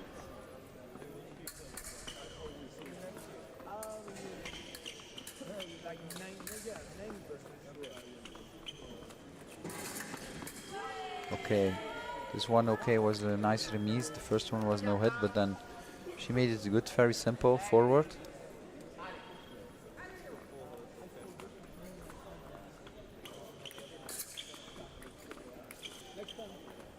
They're not too close a lot of the time. No, voila, not too close. Nobody's really pushing for the touch. Yes. This was good. She wanted to do counter-attack, Laura, but then there was another counter-attack from Leonora on the good moment. And she's very tall, so you see also now the good lunge on the good moment. Now Laura, she had no counter-attack, and she was surprised by the step forward lunge. Who's making the difference today with Leonora. Well, I think every time when Leonora decided to attack with a lunge from the little bit bigger distance, she actually scored, right? It's only when they both were close. Yes, and you have to do the thing that is working. Not always the same action, but this is really an action that is succeeding. It's a strong and fast lunge, but I guess not only because she said so, probably she's getting tired after a long day of competition. Yes, but she's changing now again. The match, she was not leading in the beginning, and now already 8-5 in the first part. And I think it was 5-2, 5-3 for... 8-4, 1-4, and then 9, okay. Yeah, 5-2, it was 5-2. So it's a 6-0 run from Leonora. Yes. It's going very fast. I think 8-6 in one part in EP.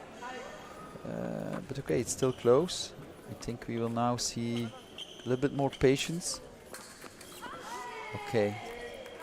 This was again a remise. The first one to the knee, she missed, but then okay, there was a quick reaction.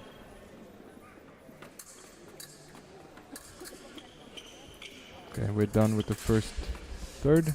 We're not yet done. She maybe is surprising, but okay, now yes, she's listening to you, Max.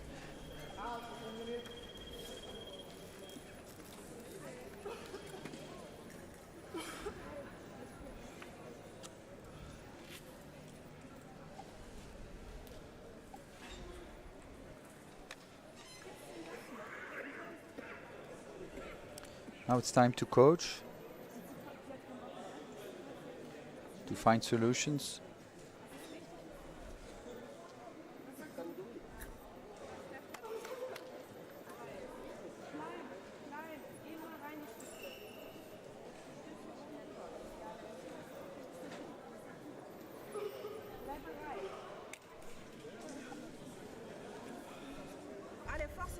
Welcome again, Seppa. Well, what did I miss? You missed a lot. Yeah, it's going very fast. In the beginning, Laura was leading the game, but then Canadian fencer went very good in attack, counter-attack. Parry riposte was very good. So okay, the match totally turned, and now it's 9-6 for Leonora. So that it will be difficult for Laura.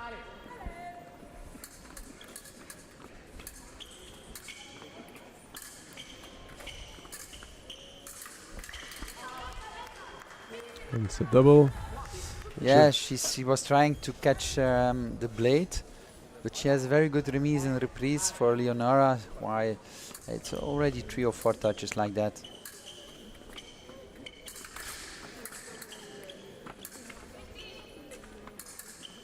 She's always working with the point around the hand.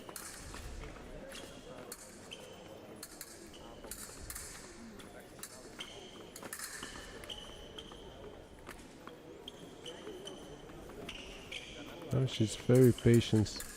Yeah, Laura wants to find a good moment to enter distance, but too much with the legs. Huh? This was on. She was pretty close already, huh? Yes, but then there was in the zone of the truth that Leonora came in, stepped in, the good moment, and you saw there was no reaction with Laura. Yeah, no, true.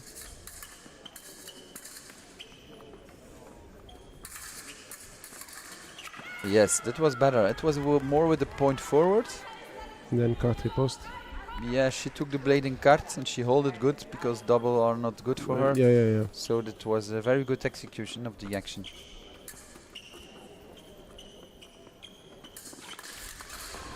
Oh, hope she doesn't hurt herself.